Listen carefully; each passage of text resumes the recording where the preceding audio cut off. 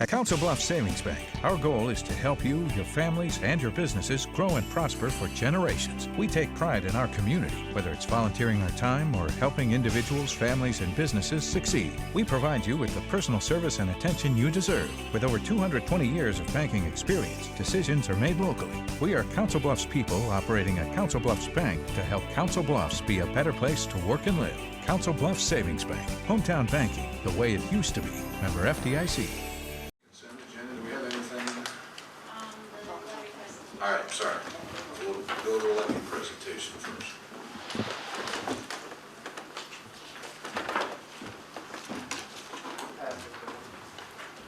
You should have received the presentation electronically, but I also made paper copies in case it's tough to see.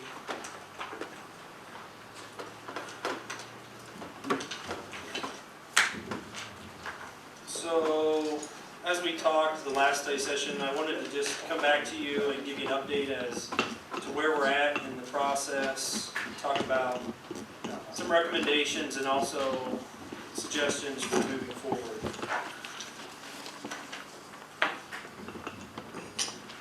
Just got a handful of slides. Like I said, I did send those out ahead of time. I brought a board, a little bit of a blow up of the maps if we need to look at that. Then I'll try to give you a quick synopsis through the slides, and then if you have questions, we can kind of go in whatever direction you guys choose. So just a little bit of history. Thought this is good to continue to provide this information to you so you know where we've been and why we're here, particularly Al, since you haven't heard this before, maybe it'll be good information for you as well. Currently on our flood insurance rate map, we have a large portion of the city shown as protected by levees. Our goal through this process is to maintain that protection. FEMA has begun mapping projects across the country, and in particular Potawatomi County, they started a few years ago in that process. The city signed PAL agreements, which gave us provisionally accredited levy status for all of our levy system while we put together the documentation for certification. That provided us a 2-year time frame to provide that documentation. As we've stated before, we never felt like that was a realistic time frame, and we continue to state that 2 years was never feasible and probably isn't for most levy systems. That PAL agreement actually expired in May of 2013, so we're beyond that point. However, about that time, FEMA, under pressure from Congress, and because they began to have issues across the nation with the remapping process, put all mapping projects on hold while they clarified how they would remap communities that no longer had protection from the levy. They've since started pilot projects across the country, 25 of them. We're obviously not one of those, which is a good thing. I'm not sure exactly where they're at in that process, but they're still going through those pilot projects. So for the rest of the communities, no mapping is occurring. So we're kind of in limbo, and I'll talk about it later, but because of the nature of the work we need to do and the size of it, I think we need to continue to move forward. Next slide is kind of the phased approach to certification. It's kind of a generic, not specific to our levy system, but kind of how you would approach certification. I just want to point out that we have completed phases 1 and 2. In the red box, I kind of checked the bulleted items that have been completed, and the ones that are single bullets are still yet to be completed. So we're kind of at that second decision tree where we know what needs to be done for certification, but we have to decide, are we going to move forward? And if not, are we willing to accept the consequences of not certifying the levies? When you say that you're certain of what is going to be required as part of certification, you're confident that those standards are not going to change? So we've kind of seen in the media of late, a lot of standards are being changed through the federal government with relatively little oversight. So how confident are we that those engineering standards aren't going to change again? Long term, I would say I can't state that they won't change. In the short term, because it is a code of federal regulation, it's not easy to make that change. So I don't think they're on a whim just adjusting those standards. And it's been around for a long time. I think the 80s is when this went into effect. So I don't have a lot of fear in the short term. Now, long term, that could change. Yeah. I mean, if somebody felt like the standard needed to go from 100-year level of protection to 500-year level of protection, obviously that would have impacts to it wouldn't change the criteria, but it would change the level of protection we're being asked to certify to. That would have an impact on us. Okay. And actually, just what I was discussing, the projects are determined by the criteria. So it's Code of Federal Regulations, Title 44, Section 6510. And I've listed kind of the main subjects there. We'll refer to those later, but I just wanted you to see that's kind of a synopsis of what that criteria is. The next slide is discussing what that really means. So I kind of wanted to give you an idea of what, for instance, what freeboard projects involve. And freeboard is the elevation of the levee above the flood water, or above the water surface of a flood. So in our case, a 100-year flood, that has a water elevation. In general, we need 3 feet above that for freeboard. So that's kind of the cushion or the contingency to make sure we're not right, the water at that event is not right at the top of the levee. We have a little bit of extra levee there. In our case, we have sections of levee that don't meet that elevation. They are on the creeks. And actually, I'll refer to this map a little bit. I color-coded the map, also color-coded the words on this slide. So it wasn't just to make it look like a rainbow there. There was a purpose behind that. The blue is the freeboard, and the red is the closures. Green is the geotechnical projects, the embankment protection, foundation stability. Orange is interior drainage, and purple are encroachment issues. So just a couple trends I wanted to point out on here. Again, the freeboard is isolated to the creeks. There's no freeboard issue along the Missouri River anywhere. The other major costs beyond freeboard is the geotechnical issues. And you can see it's kind of widespread. It's all over the map. It's not isolated to one specific area, but we have it on the Missouri, we have it on the creeks. We've got it a lot on Mosquito Creek. And just because there is no freeboard issue on the Missouri River, if there is a flooding occurrence on the river, then the gates get closed and that could cause freeboard issues in the creeks, right? It could. We do see as the river rises, it backs up the creeks. So you got water coming from the watershed down, you got water from the river coming up. All that causes the water level to go up. And then what I said, can you correct that? Because I think I am wrong there. I always assumed there were gates that closed, but are there not gates? There are gates to keep the water from coming through the levee. The freeboard is just what's required by FEMA is what you're talking about right now. There's certain, it has to be like a certain, that Right. maybe, yeah. So I think ours along the Missouri River is all good right now with required by FEMA. Just the creek part is not, is that what you're saying? Correct. So that freeboard being below requirements on the creeks, how did they hold up, or what happened during the flood? I mean, were there areas that it topped those levees at the creeks and caused problems? No, there was not. Now, we were very watchful of Mosquito Creek because it was very high in the creek, and if we would have got a large rain event either in town or north of town, with all that water coming through, it potentially could have caused a major issue on those levees. And in those circumstances, though, had you added the additional freeboard that's required, would that have kept any problems from happening during a heavy rain, or would we still have had? It should have, I mean, unless it exceeded a 100-year event, of course. The basis of certification and the levy raise would be based on a 100-year event. So if we were to receive a 500-year event, there's no guarantee that we're containing that water amount. And FEMA covers, the requirements under FEMA cover both the river and the Mosquito Creek and Indian Creek? Yes, they Okay. don't differentiate between the levee type, or Okay. levee as far as whether it's on a creek or on the Missouri River. Okay, thanks. The other reason on Indian Creek, the freeboard is isolated to the far northern reach, so the backwaters of the Missouri only got to somewhere in here, nowhere near this far up on the creek. So again, without a rain event, this didn't really play into effect in 2011. But just to talk a little bit more about the projects themselves, so we explained freeboard, structure closures.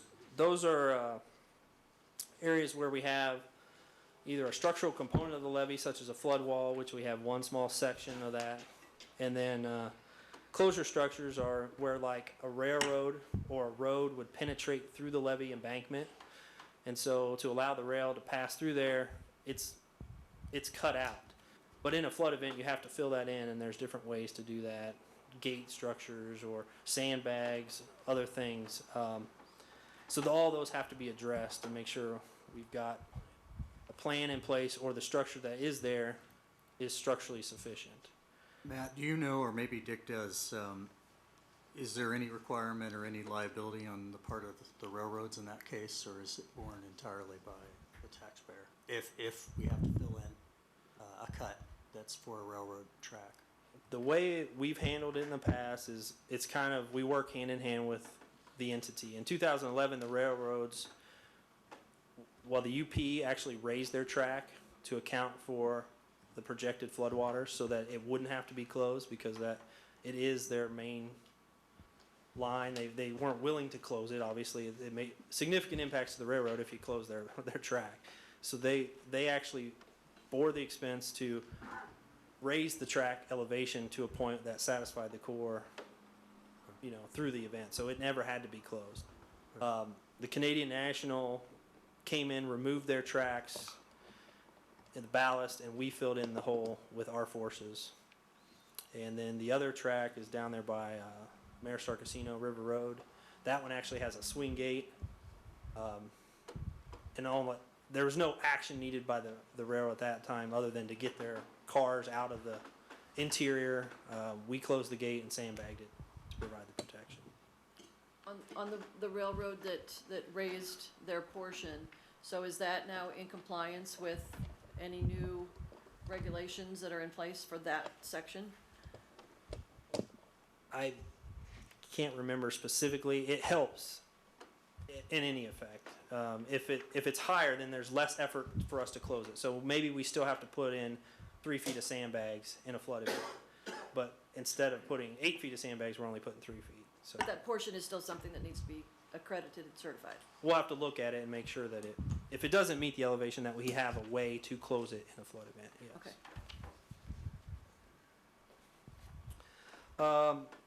The green is the geotechnical based requirements. These are the ones you can't see really. If you go out there and look, you don't know that there's something wrong with the soil makeup of the levee, or that there's a mechanism that allows water to flow under the levee. You can't eyeball that. So that's one of the tough ones that we don't know or didn't know until we did all the detailed engineering analysis. But that is probably the largest one item of cost for us. When you look at freeboard and the geotech, you're probably 90% of the costs are associated with those two areas.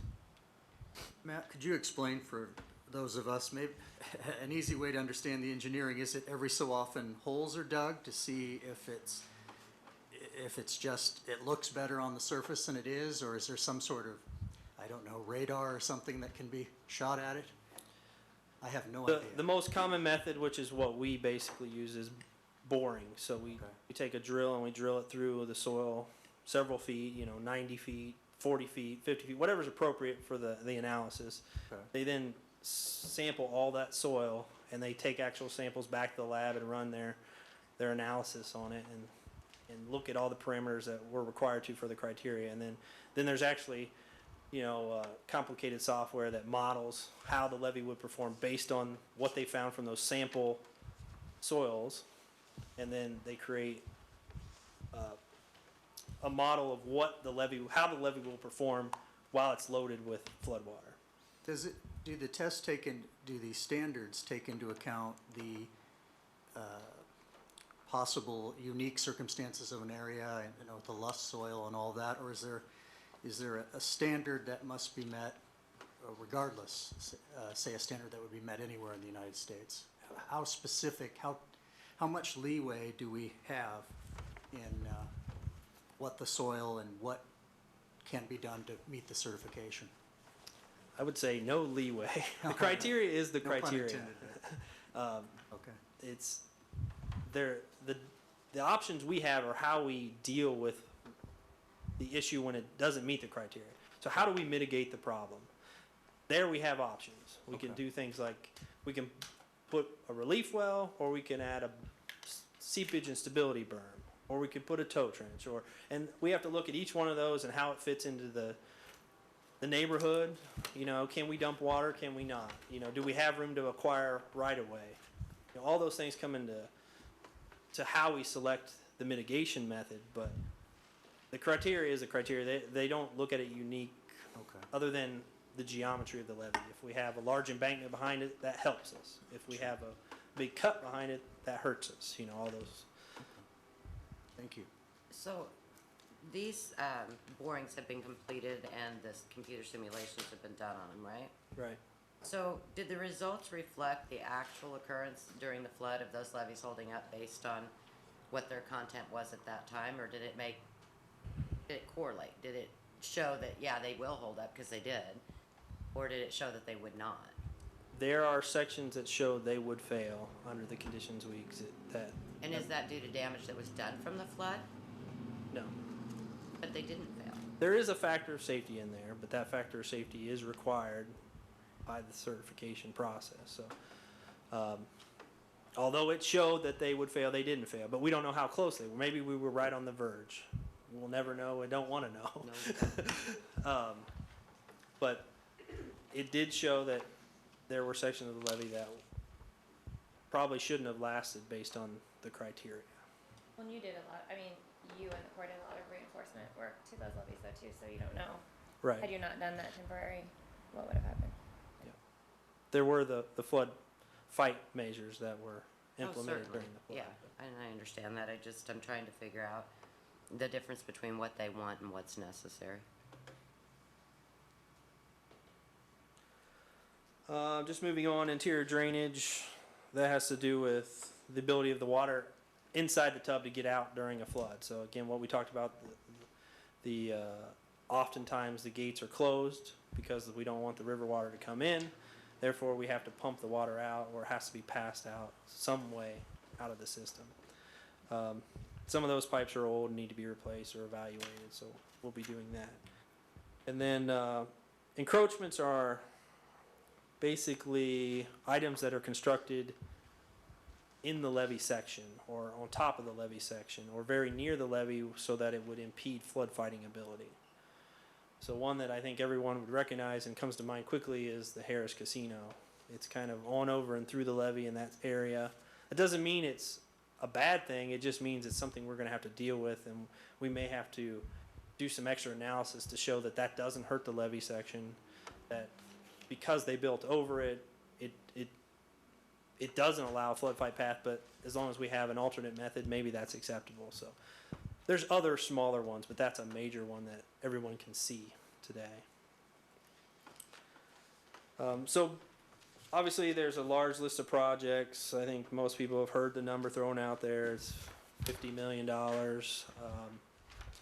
Because of a number of reasons, number one being ability to fund the program, but also, these are complicated projects. They do take significant design effort.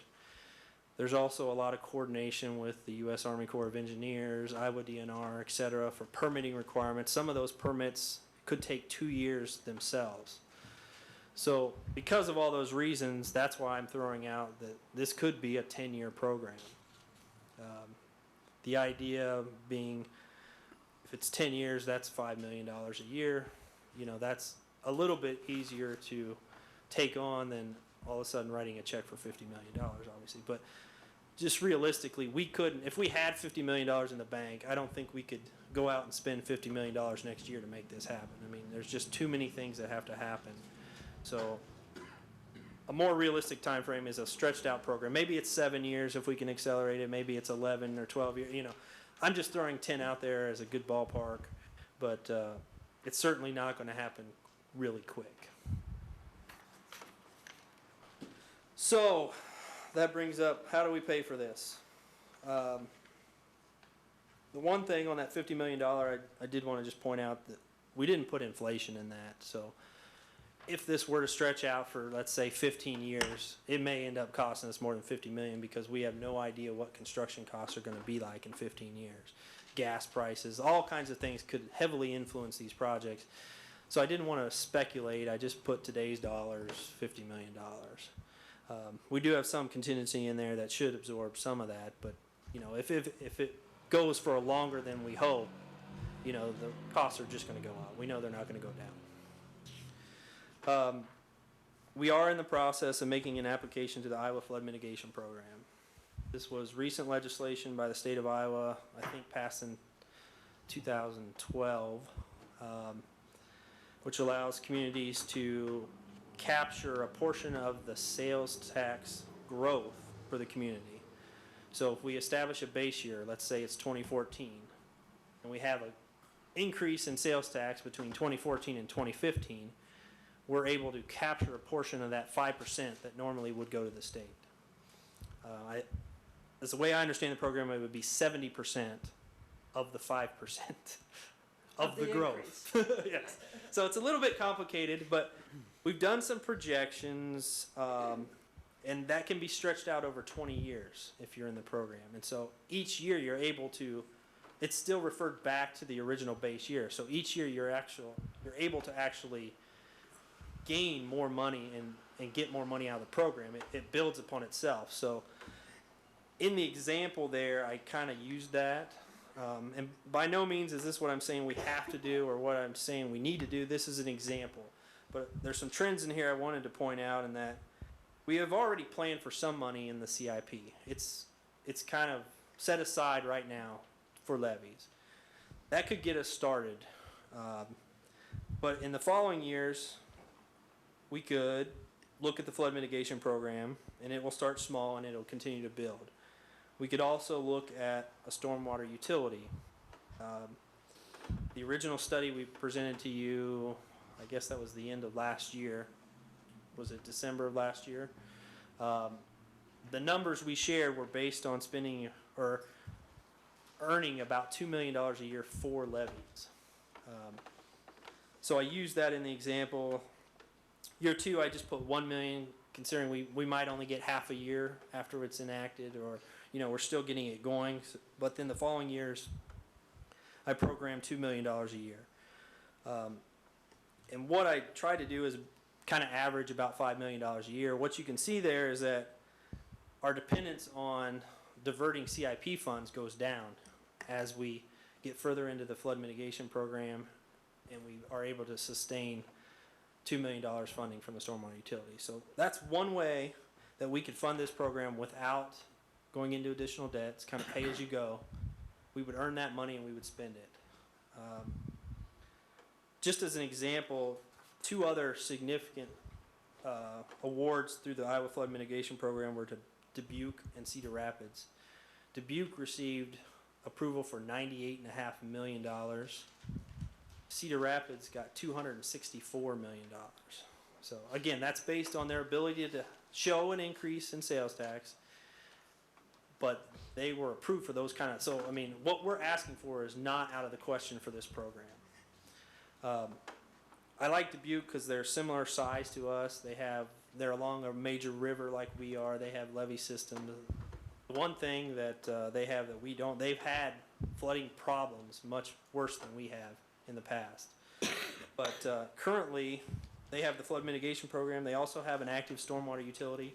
It's $5.60 for a single-family home. And they will be raising that over the next few years to $9. So they, even with the flood mitigation program, they are still maintaining a stormwater utility and actually raising it for these projects.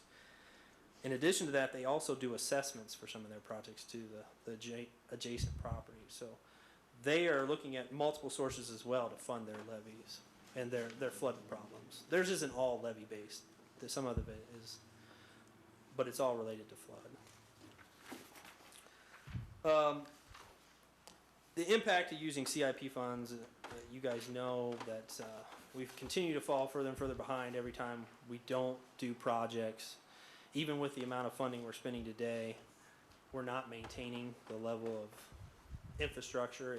It gets older, and we don't replace enough to make up for what has gotten a year older every year. So the least amount we can take from that, the better off we will be long term as far as the rest of our infrastructure. The next slide is the impact if we chose not to certify the levees. And that's the other map that you have in front of you, which shows a large hatched area. The light blue is existing floodplain. All the yellowish hatched area would be the expanded floodplain without the levees.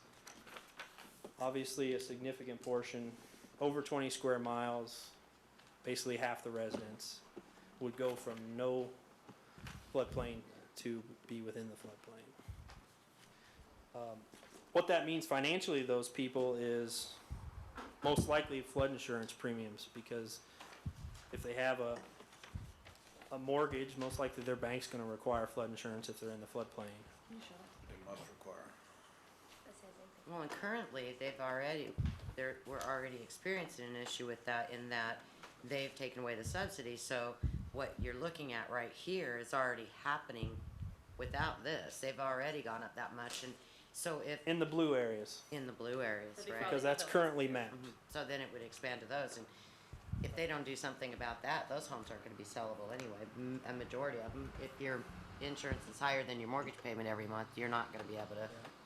Yeah, that's the little note I put there in red, that due to the Bigger Waters Act of 2012, the subsidies are being removed for the FEMA rates, and we're seeing examples of doubling type.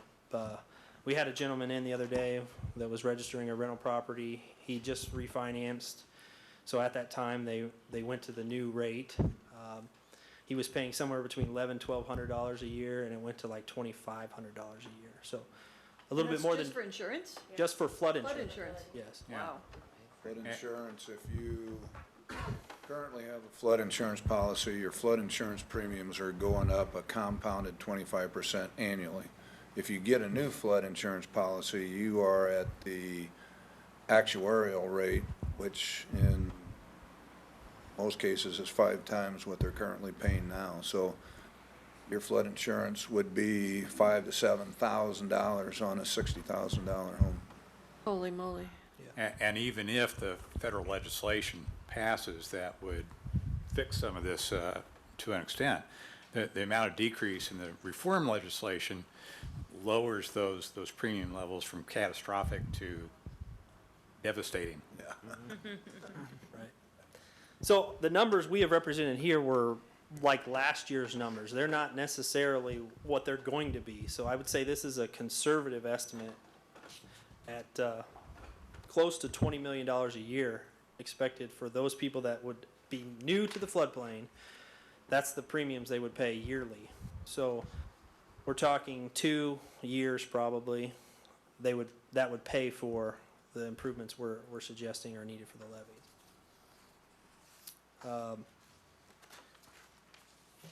So, I mean, to go back to the stormwater utility and those really simple examples, if $2,400 a month, or $2,400 a year for flood insurance, that would equate to roughly $200 a month versus $5 a month for a stormwater utility. I mean, one seems much cheaper and more reasonable for a person to be able to pay for than the other. Now, obviously, businesses and commercial properties will pay more than $5 a month because it's based on how much water they contribute to the stormwater system. But just like they pay more for an electric bill than we do at our home, they pay more for a sewer bill than we do at our home. The same thing goes for a stormwater.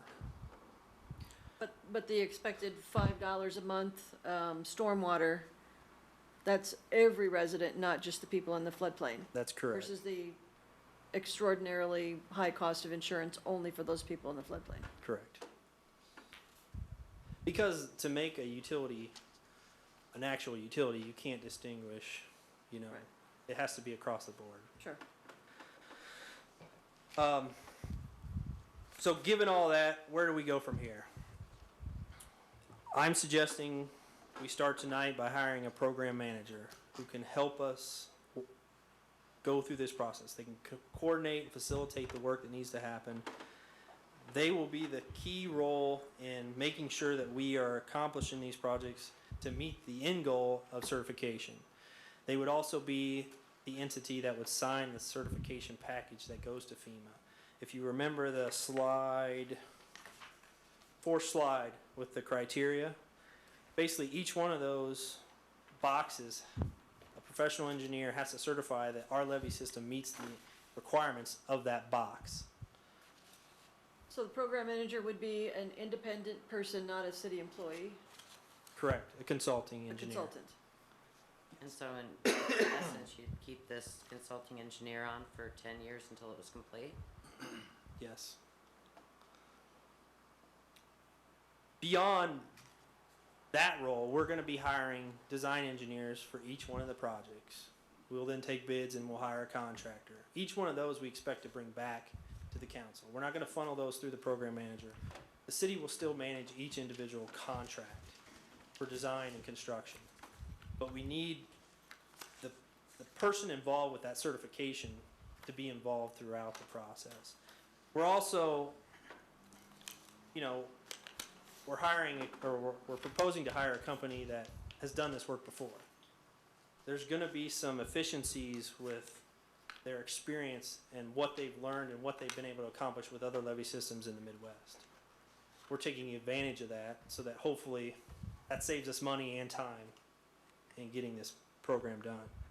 Matt, what's the timeline for, as I understand it, from what you've said today and in the past, we have some money in the current capital improvement plan to start these things, for example, to start the program manager and so forth.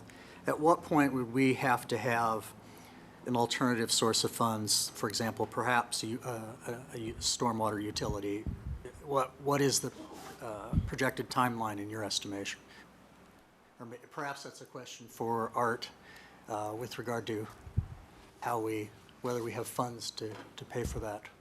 Well, I can program dollars in the CIP going out into the future years, but I can't program enough, I don't believe, without sacrificing something to get the program done in a reasonable amount of time.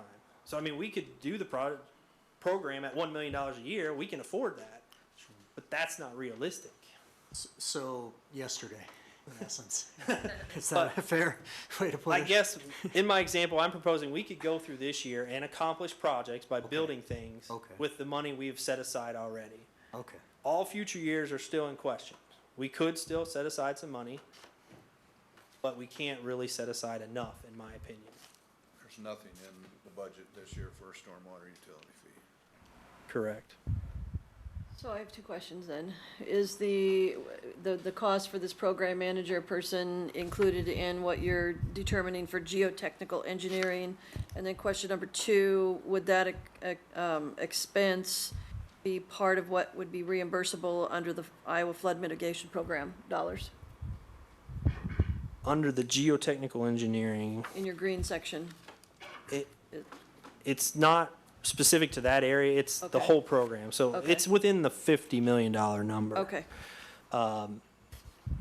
It would be eligible, all expenses for the program would be eligible for reimbursement under the flood mitigation program.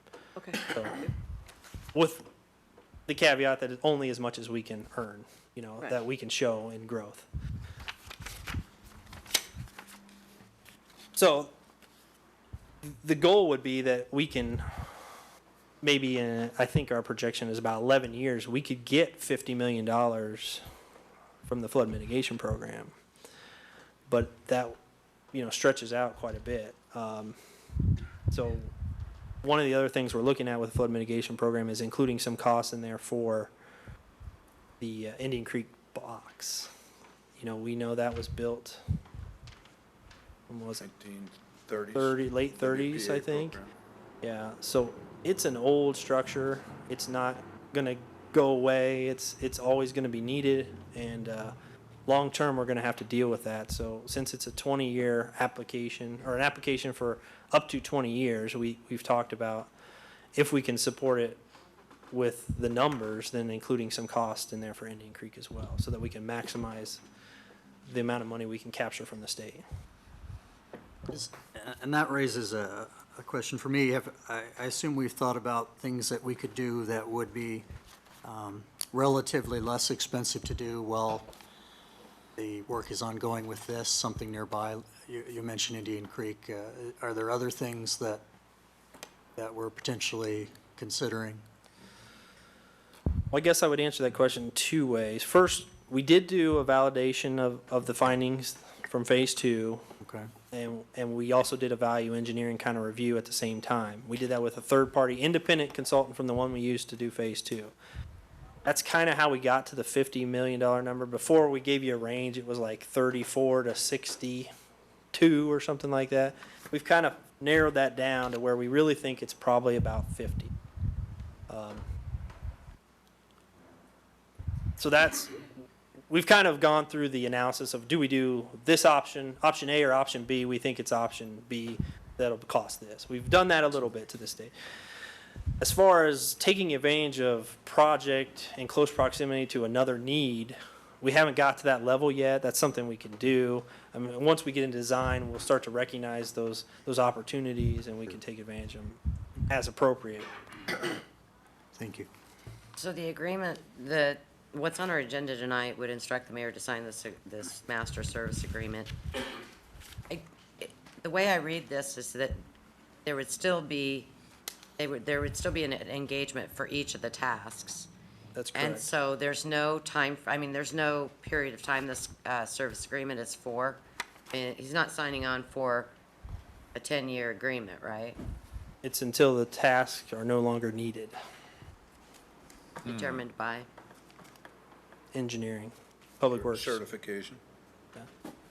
Right, but I guess I'm just trying to make sure that if it turns out that everything changes, we don't have to do maybe some of the things that right now they're telling us we have to do. Do we have a long-term agreement, a 10-year agreement being signed, or is this just a year-to-year as needed? Each task order has an assigned, usually a schedule and defined scope that we negotiate with the engineer. This is typical of every engineering project we do. So we don't normally pay for services for a year without knowing what the scope is. So we'll define the scope. The scope will drive how long their services are needed. Okay. It's not guaranteeing work for any amount of time. And probably there's even fine print that says it's not guaranteeing even a single task order when you approve this agreement. The agreement can be terminated any time by the city. And that's what I want to know. I just want to make Okay. sure 10 years is a very long time to be. We Never know seen for what that they long. spent to that point, but we can terminate it. Okay.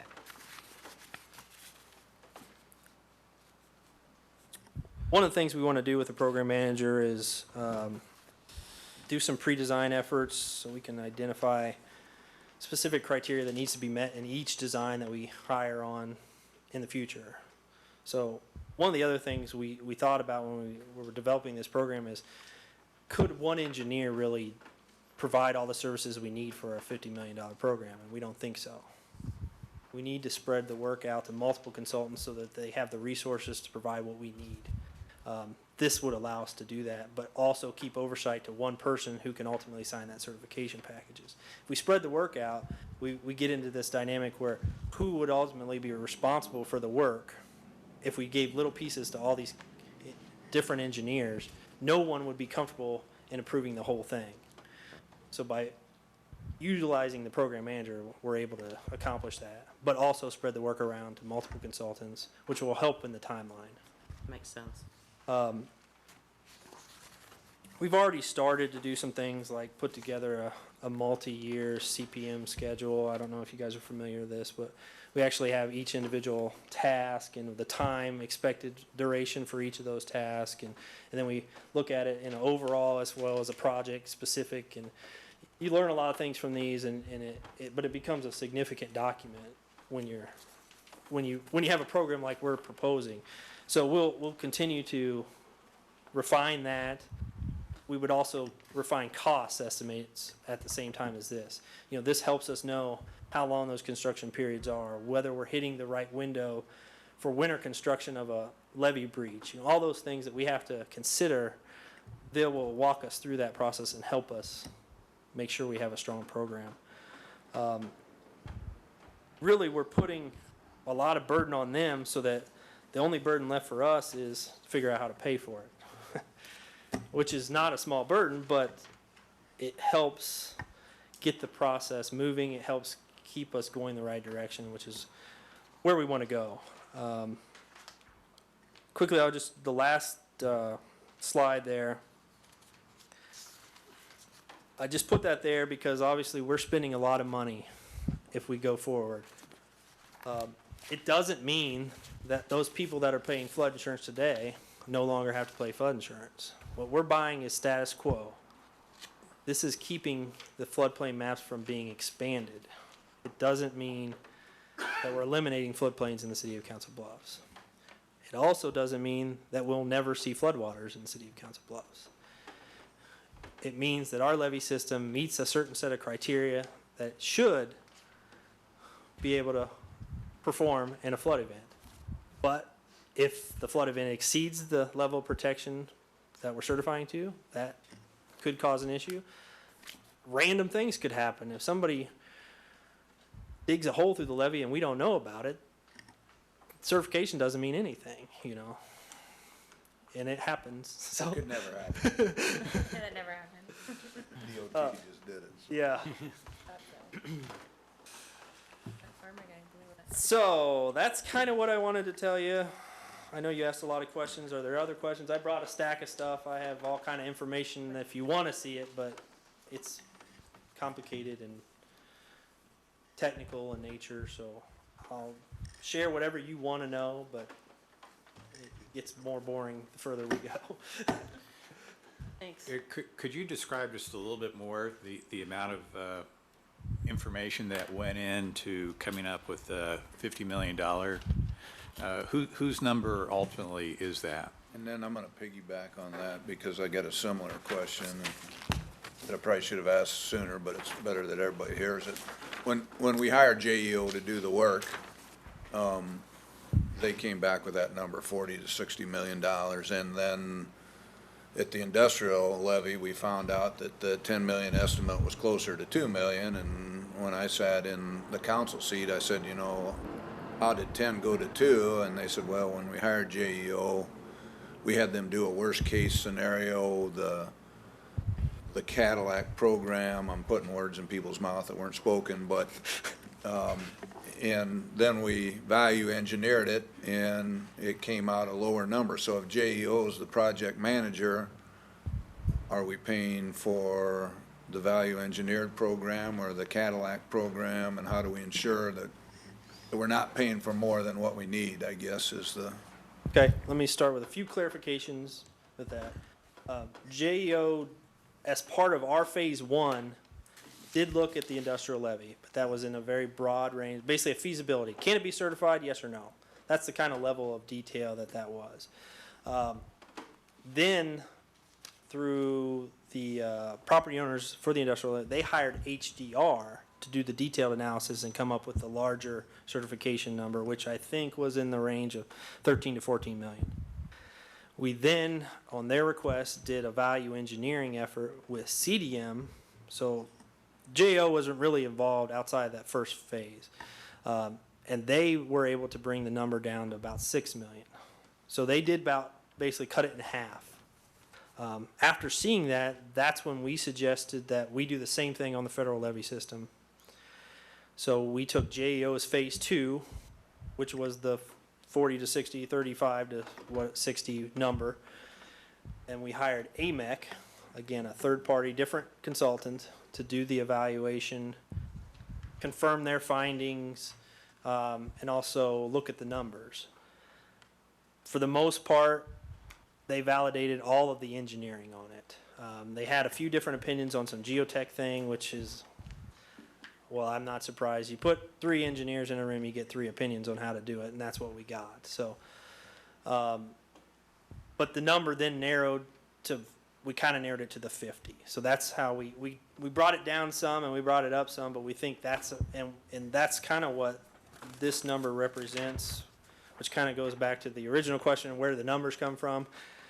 And I know you can't read this, but there's a column there of the original study, and they did opinions of probable cost for each of the projects and all the different options. So some of them had 3 options, so they estimated all 3 options, and that's where the range came from. The cheapest option was the bottom number. The higher number was the highest option. We then plugged in the numbers that AMEC did and the preferred option and the refinement of cost and boiled all that down to get roughly the $50 million number. Wave Lynn leaders in, we. That's what I was trying to get his driving me nuts attention, but he looking in the wouldn't. window. I was like, you go. So in a nutshell then, we more than likely, I mean, we're not paying for what Matt referred to as the Cadillac program. We're paying for what we need to do to get certified. Right. That's our intent, No is, more, no is, less. is to pick the optimized option. Okay, We're also taking into account a few things like overall long-term operation and maintenance. There are options that cost a little bit less today, but every year it will cost us some amount to keep it. And so long-term, that's going to be a larger cost. We are looking at things like that because although we're spending a significant amount of money, I would hate to take the cheapest route by $5 so that I could pay $100 next year Sure. to take the $5 cheaper one, you know. right. Any other questions?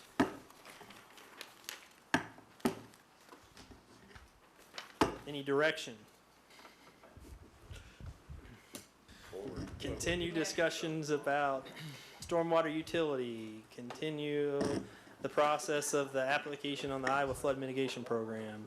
I think that one's definitely yes. Yes. Yes. We will be doing that. They're accepting applications, I believe, till like January 2016. So we're well within the window of when we can apply. Our intent is to hopefully have a draft of them by April. Of course, the sooner we apply, the lower the baseline we set for the Yeah. sales tax. So Baseline at the time of the award. at the time of the award, The award, your grant, that's the baseline. sooner we apply, the sooner we set the baseline. Thanks, Matt. Thank you. I don't have a study session agenda, do we have anything else in there? All right, review agenda. I have a Yeah. question on 3F. Just wondering if we got any proposals on Friday?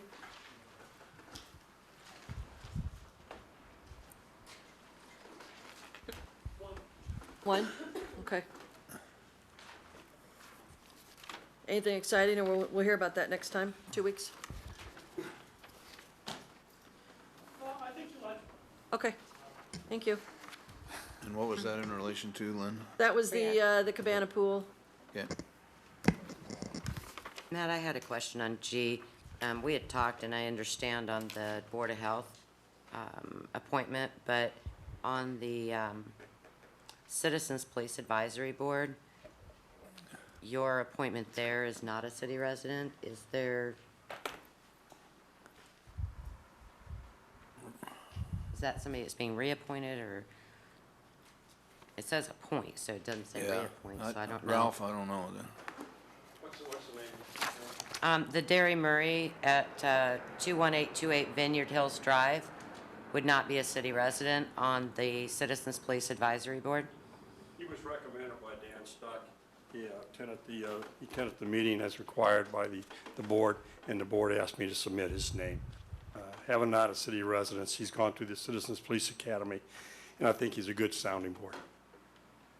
Is it, Dick, is it a requirement that that be a, I'll have to check the code on that particular. we'll check into it. Thank you. Thanks. Thanks. And just an observation on the same item, I mean, we'll be talking about the library board later on, but note that I counted up at least 3 reappointments that they're being reappointed for their 6th and even their 7th term. Until they moved away, one board member was there for 44 years. There's been one retiring that's been there for 33 years, thus the reason they're asking for the term limits. Okay, yeah, well, As one who had been there for, I think, 24 years said, I don't have any new ideas, and I don't think I'm provide value like I did at one time, so. yeah. And that's what the library board's asking us to do, is to establish term limits so that they rotate people through there with new ideas and fresh. No, there's some good rationale in that, Yeah. in that proposal. So I thought perhaps we need to, at some point, explore whether or not the same rationale holds for the other boards and commissions. Yeah, we looked into that, and there are pluses and minuses, but Sharon had asked the same question there. So we've talked about that, and we'll probably come forward with a recommendation to that effect, with maybe some limited exceptions. I know Don has doctors on his health board that cost apparently about $5,500 to get certified to serve that role, and so. Yeah, that's rationale. No, and very good, because I found the rationale in the package to be pretty good. And in fact, I'm kind of a proponent of term limits, and sometimes maybe I think that they ought to apply to some elected officials too. He's only been here 2 months. I did have some follow-up on 3H. I spoke with Dick Way before this hearing began, and talked about claims submitted by John and Claudia Vergameni, who are in attendance here today. They received a response back from the city that appeared to be a denial of their claim that we're just now seeing on the here in the council packet. And I just asked Dick whether or not that was a final denial on behalf of the city, and he indicated that in fact it was. Did I hear that correctly, Dick? That's my assumption. If we would not deny it unless we assumed that was going to be our position based upon the facts that we now know. Okay. And are they provided some sort of follow-up, some sort of appeals avenue if they want to pursue that? Essentially, district court would be their appeal. They could ask Mike to reconsider. He's the one who made that decision on that particular case, but I can certainly take a look at it as well. Okay, and I thank you for your time and deference on that. That's kind of another new guy question, so I appreciate your taking the time to fill me in. I'm not sure which one it's on, but I do owe you an apology, and I want to do that in the interim. I had temporary help in the office, and you made a phone call to me, and either you didn't provide, which means she didn't ask, a phone number, and I hunted for your phone number, and you're not in the phone book, and so I apologize for not getting back to you, but I did get your message, and I understand your. All right, anything else on the consent agenda? Anything on the public hearings? I will have a few more follow-up questions on 4A, but I don't anticipate any sort of marathon session. It just depends on when you want to time that. Stuff you want to do now, or? It's your call. If you Makes no think you want to get through some other business first, let some city staff go. All right, let's do that just in case. Anything other than 4A? Well, I just wanted to, I went and looked on 4D, and I was just curious to see if that portion of Pierce or any part of Pierce was on a capital improvement plan. And I looked at the last 5, and the 2006 10-year, and I'm going to mangle the name, assessment, or needs assessment, I believe it was called, and it never shows up. So it got added at this point, and it's not planned in the normal course, at least as I see it. And I'm certainly not suggesting staff are doing anything underhanded whatsoever. I just point out it's new. And I have a question on that one for, I don't know, Greg, Matt, whoever. I know, I talked to the owner of Lyle's Tires. He said that after he met with you guys, that you were gonna make some changes to the plans that were more accommodating. I don't know which one of you. So I don't know if it would be beneficial. I know several of the business owners are gonna come tonight too. I don't know if it's beneficial for us to wait till we can see all this to make the final decision, or if they're minor. I don't know how much of a change was made. I don't know which one of you talked. The only change I know to the plans that's substantial, and it's not substantial, is we moved the phase line from the edge of his driveway to the middle of his driveway so that they could use each side of the driveway in the 2 phases. It was just easier. We were going under the impression that as long as he had one driveway to his business at all times, that was sufficient. It turns out, because of his operation, that he needs to move cars from one side of the building to the other side of the building. So by moving that phase line, whatever it was, 20 feet, we made it so that half of his driveway could be constructed at a time, which allows that movement of his cars that he needs. So it was pretty minor, and that was just through meeting with him in person on site that he was able to point that out, and so we were able to make that accommodation.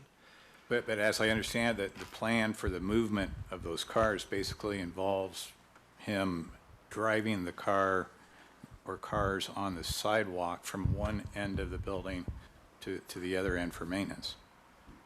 Did I get that right? I mean, I went there, I talked to them, I saw the facilities, saw the width of the sidewalk, and I thought if you have a little subcompact car, that probably works out well. If you have a tow truck and a Cadillac, you got a problem. That was not our intent. I can't Okay. say what his intent is. I believe he told us that he has done that in the past, though, so without the project. He did indicate to me that he had done it in the past, but he Yeah. also showed me where he can come around from the other side of the building, as long as the vehicle isn't too large, and get between the, what would be the glass building, I guess, and his building, that he would be able to bring cars around that way also. Yeah, that's about a 9-foot clearance as I measured it, which probably doesn't allow for the tow truck, but you could get some individual vehicles through there. Yeah, and he did indicate to me that the change made was adequate and that he was happy with the result. Okay. And I know this is to accommodate not to accommodate, but I know part of the push for this is because the apartment complex is coming up. So there's been a lot of concerns from some of the owners on the Hunter Block as far as like the parking that I asked you about, Well, but this first is of not all, really, this has nothing to do with, this was not a request by the development at all. This was a Utilities public part. works, any of it. The pole relocation is a developer expense, period. And it's my understanding they have no intention to ask the city for participation in utility relocation on Pierce, so. they'll do that even if we don't do the street. That's their responsibility if the street project goes away, and that's the way it's being handled. There was 2 reasons why this project showed up on an accelerated basis. One is to facilitate us. Look at the hassles we have right now accommodating 2 businesses. Yeah. Add 30 residents to that mix, We thought it was in the best interest of the city to save some money, get in there quick before more driveways are using that segment. So we'll be coming off Pierce Street to park, 30. Right, and that's what I was, There's a parking garage level, upper second level, that the residents would access Pierce Street on, so it was our idea to do that. The second reason it's been accelerated is, after the gas company went through there a few years ago, it's gone to heck. I mean, it's by far the worst segment of Pierce Street, from Bluff to, Jenny Ed. So the need kind of snuck up on us in part because of utility work. So as far as parking changes, the project's been approved by city council already with no change to the parking on Broadway. And that's the way the development project's proceeding. If there are gonna be changes, that development will come back to the council That was gonna be my question. and get permission. Okay, that was my question. Yes. It's trying to be grouped together, but if we can say, no, that's gonna be a separate vote, then that's easier for us to, okay. This has, really, Pierce Street has nothing to do with the development project. Other than, yeah, Other than they're in the same spot. and that we're But doing it now, so you don't have more people to contend with in the future. Yes, that and it's needed anyway. Do we have any plans, I don't see any in the CIP for around Jenny Ed. That area arguably is just as bad or worse, and certainly the need of the emergency vehicles to get in there. As I drove over there, it's pretty rough, and I take your point and agree that the street itself, the entirety of it's not very smooth. But it's pretty bad by the hospital, and I didn't know if that priority-wise, if, it seems to me anyway, that maybe that ought to be, rank a bit higher. There's more areas in that area, though, that you could detour people onto side streets, whereas this particular block, there's no middle block, so it's not like there's a street that separates what would be two blocks, so it's like, gosh, it's really, Yeah, I don't know how you're gonna do it, phase it The different. list of things that need to be done are far, far greater than the list of things we're gonna do. Oh, I You know, appreciate that. And you could add, you can throw Pierce by Jenny Ed on the list, but that list is hundreds and hundreds and hundreds of blocks long. So when we prioritize, we kind of look for other things that help bring it to the top, you know, because if you go just by condition, Oh, no. I don't know where you'd start, because there's, Given the And this part is geography. in bad shape. I mean, after you've mentioned, I mean, I run, I mean, Nate, we both live there. It is, it's not. It's certainly not, and certainly it's not in my own interest to be against it being about 150 yards from it. But as I look at the city as a whole, I just, you know, as you look to the project, I appreciate it's also what's being built there. But, you know, if I or any resident were doing something on our property, the city schedule doesn't, street maintenance doesn't take us into account. And no, that's not I- true at all. That's not true at all. Well, We've if- worked around garage sales, Well- weddings, Well, not by moving, years, though. relocations. Not You by know, years. We've accommodated all kinds of, every project is tailored to accommodate the best that we can deliver the needs of the people on that property. And a perfect example was the health clinic Yes, down here that that's what I we was just just gonna did. say. We As just They did opened that. it up and That's they're right. gonna get increased traffic. We addressed the street out front. I personally would be embarrassed to have a new development go on Broadway, and everybody in the community comes out to see it, and they all turn to Pierce Street and say, what the heck is going on? What, the city can't take care of their own stuff? You know, we're trying to take advantage of a little synergy here, and, you know, Is the there's a lot of things we can do. If the council doesn't want to do Pierce Street, fine. We'll move on to the next one on the list. It's not that big of a deal. I just think it's in the best interest of the city to do it and do it now.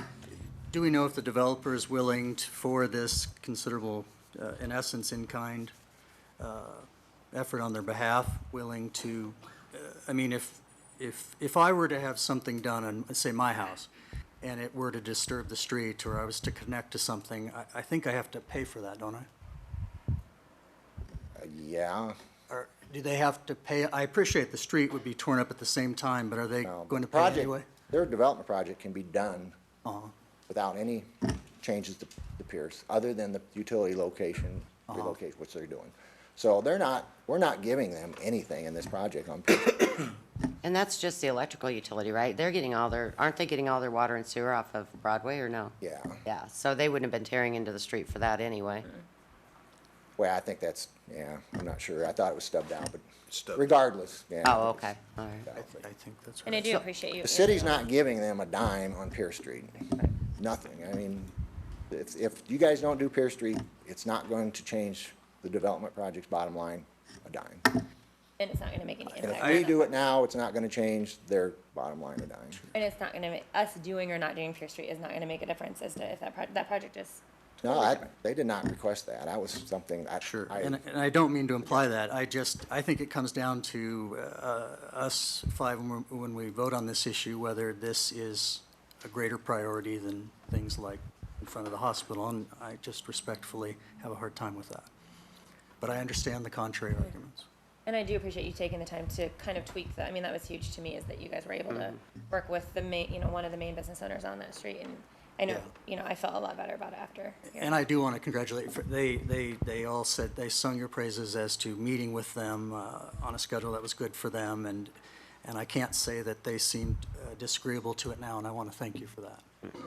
I do have one more question, just because I was asked this question, I certainly don't know the answer. At the point where PCDC does something with the other building, which would be the old Bud's Hobby or whatever those remaining ones are, is that gonna require then again, would there be any reason for the street to be torn up on Pierce again? Because that is, the businesses up there believe that at any point something gets done with that building, then that street's gonna get tore up and closed again, and I couldn't see why. Thanks It for wouldn't, it wouldn't change the street. I mean, they may have to close a lane while they're demoing the building or something. Right, but they wouldn't have to tear up the street for any type of utilities or anything like that that would require them to close the street for rebuilding the street again. Yeah, I'm not aware. They better not demo it. Okay. I don't know if That was that's the problem on the lot. been figured out yet. I don't even know if they know what they're gonna do with the building yet. Well, I don't think that they do, and I just can't imagine why it's a foregone conclusion that in order for anything to happen to that building, Pierce has to be tore up Right. again, and I guess I'm just not clear about where that came from. Well, we would resist that. Right. I mean, there would have to be a very good reason to do it, and a reason that really has no other way to accommodate. I doubt they tear down another building on that block. The regulations aren't too kind to building No. from scratch, which is why that lot has been there that long. Yeah, I don't know why, but I think you must have been asked the same That was the same question. question I was getting at. That was one of the Or it things was I forgot. told to us that it was just almost a fact that it was gonna happen, and I just don't understand why they believe that, so. The one end that's already been repaved is gonna remain open. Everybody's been given access in some form or another. It may not be the best access, but you can get to the buildings. I don't see the issue at this point. I just want to clarify the timing. I think I saw in one of your emails that the overall project time, you were estimating about 5 months for the entire project? Because I didn't see, all I saw was the standard bid clause in the plans and specifications that said, that's all tied to the notices given by the city at a later point in time, which really isn't saying anything. There is an actual completion date in the contract. Okay, I can't remember offhand exactly what date it was. I'm thinking the end of September. okay. I'm not doubting you. I can just- verify that if you'd like. Okay. Actually took the fun of coming in over the weekend and reading the plans and specifications. What a great time. And I didn't see that. What I saw was something kind of open-ended, but I did get the 5 months. But my question was, really, given the fact that you're trying to phase this, and I saw the phasing laid out pretty well in the schematics, what's the period of that phasing as it impacts those particular businesses' best guesstimate? What's the period of each phase? Is that the Of question? those phases as they would impact the businesses? In other words, how long are their lives going to be messed up? As far as the glass company, only phase 3 affects them. Right. So the first two do not. I would say Lyle's will be affected for most, if not all, the phases, because they Okay. are such a spread out. I mean, they're really long. They have multiple buildings. Long, So yeah. some part of their property is probably included in each phase. Okay. But everybody gets impacted the full duration to some degree, Yeah. because traffic is detoured. Yep, and I saw those detour markings, and yeah, that's going to be fun for them, even under the best of circumstances. Okay. It's Yeah, standard procedure, and, nothing could have been more complicated than 24th Street, South 24th Street. Right. well, and again, given the geography and the fact that it has to be done at some point, and given the timing with other projects, some pain is just unavoidable. I just wanted to make sure that we were mitigating that to the extent possible, and y'all are trying to do that, I believe. You think this is difficult, wait till we get to West Broadway. Yeah, You're gonna yeah. have to change your phone number. Good thing there aren't hills along West Broadway. Yeah, indeed. All righty then. That's good news. Anything else on the public hearing other than 4A? No. How about ordinance for first reading? And that pertains to the library and establishing term limit. Anything on ordinance on second reading? It seems to me that perhaps we could consider waiving third. I don't see it as controversial. I agree. I had the same thing written Yeah. down. I'm comfortable with that. Art, just, and you don't have to come up here because it's just a yes or no. Will we be seeing something come forward for the same, for some type of a, something on services? I really can't answer that because purchasing doesn't report to me. Oh, I know that we talked though after the audit that at some point we're gonna need a policy on hiring services and, I shouldn't, I'll talk with Kip, we'll get something going on. okay. I just knew the department heads needed to talk and stuff, but I know that that was one of the things that's been in the audit since I've been on the council. And we do need to address that issue of what that policy is going to be on hiring services and who they're hired from. All right, thanks. And just kind of an aside, the city is looking at a supplies purchasing process that, with a common vendor, and so we're in a mode now where we've agreed with a vendor, we've got a discounted price, and we're gonna see how that works out. So we're getting people trained to order through the internet from one individual vendor, so we'll see how that works, so. That's good. Anything on the resolutions? Just under E, I know that we've already spent considerable time discussing this, and I just wanted to clarify, I got some phone calls from others before the meeting after the article in the non-pareil yesterday, and they were in essence asking whether or not this particular project had been sent out for bid. And I believe that we got clarification in that during the discussion. Did I hear correctly that it did go out for bid previously? JEO. Yeah. Could you clarify the question for me? Did Agree. did we ask for engineering companies to provide proposals for this Right, work? The resolution, as I understand it, basically, authorizes the agreement, the hiring of JEO for this next step. And so we're proposing to do business with them for a percentage of the cost of the project that they're coming up with. Was there an opportunity, I guess, provided to other contractors to participate in this in a open competition fashion? That's in essence what I'm being asked by some folks. The short answer would be no, because there isn't another firm that has the experience with our levy system out there. They did all the analysis and evaluation for our levy system, so we would be duplicating efforts to educate another consultant to hire them to do this service, which would cost more money. Understand. So we did not yeah, do okay. an RFP or anything like, a request for proposals from other firms. Okay. I believe back before I was hired with the city, before they started phase one, they did talk to several firms and ultimately selected JEO as the most qualified firm to do the work. So we've kind of stayed with them through this process because we're happy with the quality of their work and the leadership they provided to date.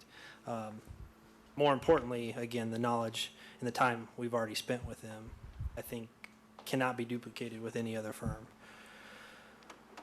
I asked the question because once having been employed by a large government contractor, they're always in the hunt, as you're well aware. Dick, I guess my question would be for you, would the city potentially be under challenge at some later point based upon the way? Generally, this, on professional services, this is the way it is done. Very good. Like I say, initially, there was a request for proposals or qualifications, a number of engineers engineering firms were looked at. And once somebody gets into the mix, already got a lot invested in the education that they picked up from the initial contract. So Yeah. it's pretty natural just moving forward with the same. Yeah, and that was my understanding with regard to professional services. Folks who are asking the question, I thought it deserved an answer, so that completes the circle. Thank you. One point of clarification, their fee will not be tied to a percentage of the ultimate program. We're just estimating that that is the range of where it will come in. But we will negotiate each task order to what we feel is an appropriate number. And we think in the end, that's gonna come out to the 2 to 3%. But they're not guaranteed 2% or 3% or anywhere in between. If it happens to be 1.8%, then that's what it's gonna be. I understand. Just Okay. people read these packets, they read things into this sometimes, and so I just wanted to ask the question to try and lay some things to rest. Okay. Any other questions while I'm up here for that Popular item? today. Thanks. Anything else on the resolutions? Anything on the applications for permits and cancellations? I just wanted to ask if Chief O'Donnell had any concerns with regard to 8A2. There was a couple violations in the summer at Badunkarank's Bar and Grill. No, he's, okay, thank you. So we're gonna jump back to 4A. Okay. And I don't know, if you have specific department heads you want it, we'll keep Art around, I was looking for Art and Ellen. If, is she in not here? She's No, not she here. doesn't typically Okay. attend. So I guess, and Mr. Foster, is he in the, Who was here? Is there? Is there? Oh, yeah, there he is. Everybody else gets dismissed from class. oh, And we can, and this won't be the marathon session. I don't know if. Or I see that clock's definitely you want us broken. to That see if clock Ellen's is still way there. off. She reset it, it didn't change at all. It must be broken. 5:01. Pat, did you want me to call Ellen? Yeah, if she's up there.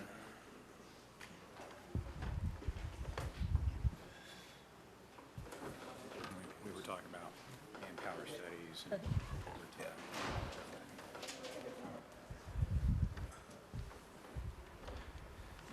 You want that curtain closed? Close it.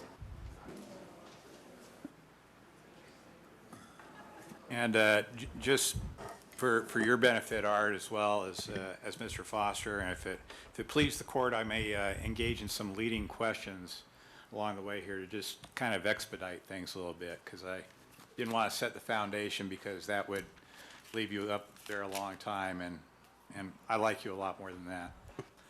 So, having said that,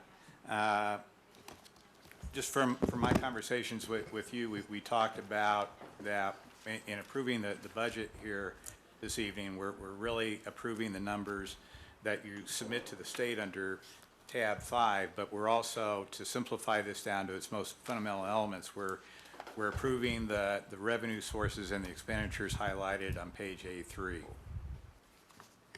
That's correct. You're setting the tax rate. The individual levies in those 6 or 7 various line items add up to $17.75 per thousand of taxable value.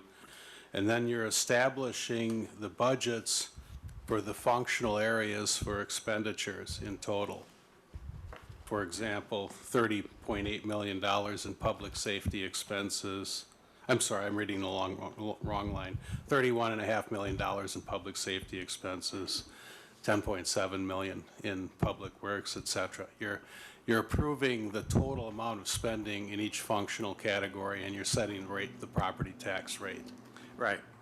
So I thank you for the work that you've put into the rest of the budget packet, because that has enabled myself and others to get in there and dig through that and compare and ask a lot of questions, because otherwise those numbers on A3 might well be written in hieroglyphics. They wouldn't necessarily have any context that we could apply unless you supplied the accounting in those other tabs. So I thank you for that work, because that's really the only opportunity that this body has for budget oversight, I guess, if you will. Well, I think we do two things. We show comparative information in each of those functional areas for a couple years, and then we establish the detail that provides the assumptions and the foundation for the various activities and costs that add up to the budget, not the total numbers that you're approving. Well, Yeah. and again, we got to have some sort of context so we know generally how the revenues have been, or how the expenditures have been made in the past, and where we expect them to hopefully go in the future. Understanding that it's a prediction within each department. Well, it is. It's in some ways it's like a business where, you know, you count on revenues to have the resources to fund your operations for the upcoming year. Some of those revenue sources are more established and more predictable than others. Well, if only they had you at the federal level, this concept of trying to match expenditures against revenue, you could give them some lessons up there. So having said that, and Alan, if you want to come on up,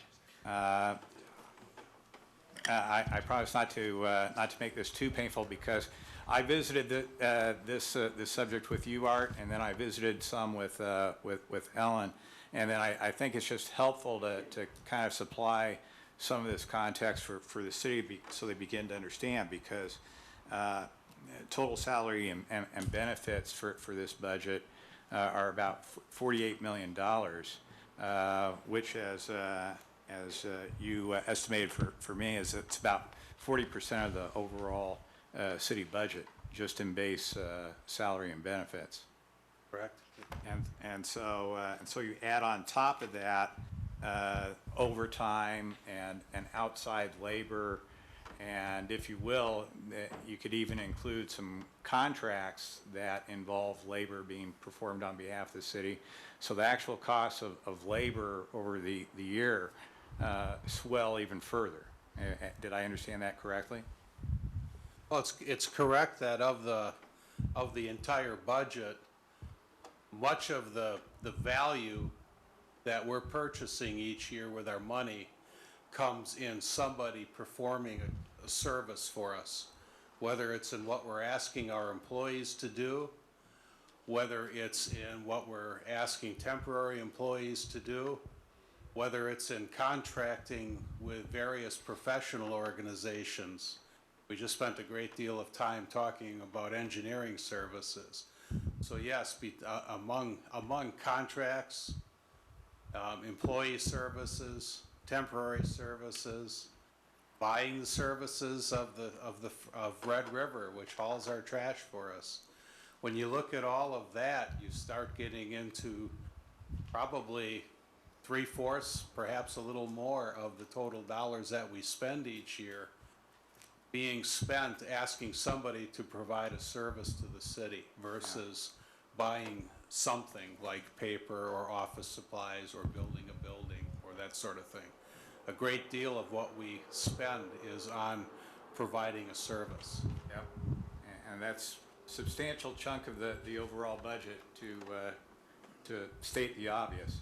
So turning in under tab B, where we started looking at overtime costs, I actually went in and looked at the overtime expenditures by division, and I came up with somewhere in the neighborhood of about $1.1 million in anticipated overtime for next year, and all but about 200,000 of that was consumed by public safety. Did I kind of roughly have that right? You've painted the right picture there. Okay, and between the fire department and police, the police have much of their overtime included under reimbursable services, the fire department was still consuming more overtime than the police department. I asked them earlier whether or not in the fire department they felt as though they had the right number of manpower authorizations in order to do the job and mitigate against potential personnel fatigue and injuries and whatnot. And they indicated that that they would like to explore the idea of additional manpower slots. Do we have the current capability to do reliable manpower studies here in the city and help the departments arrive at what they feel is the right mix? I think we have, well, I'll say something and then I'll let Ellen add to that. I think we have the ability at a high level to look at the question and look at some of the root causes and some of the alternatives that are available to us. I think that, and that's something that can be done among the human resources staff.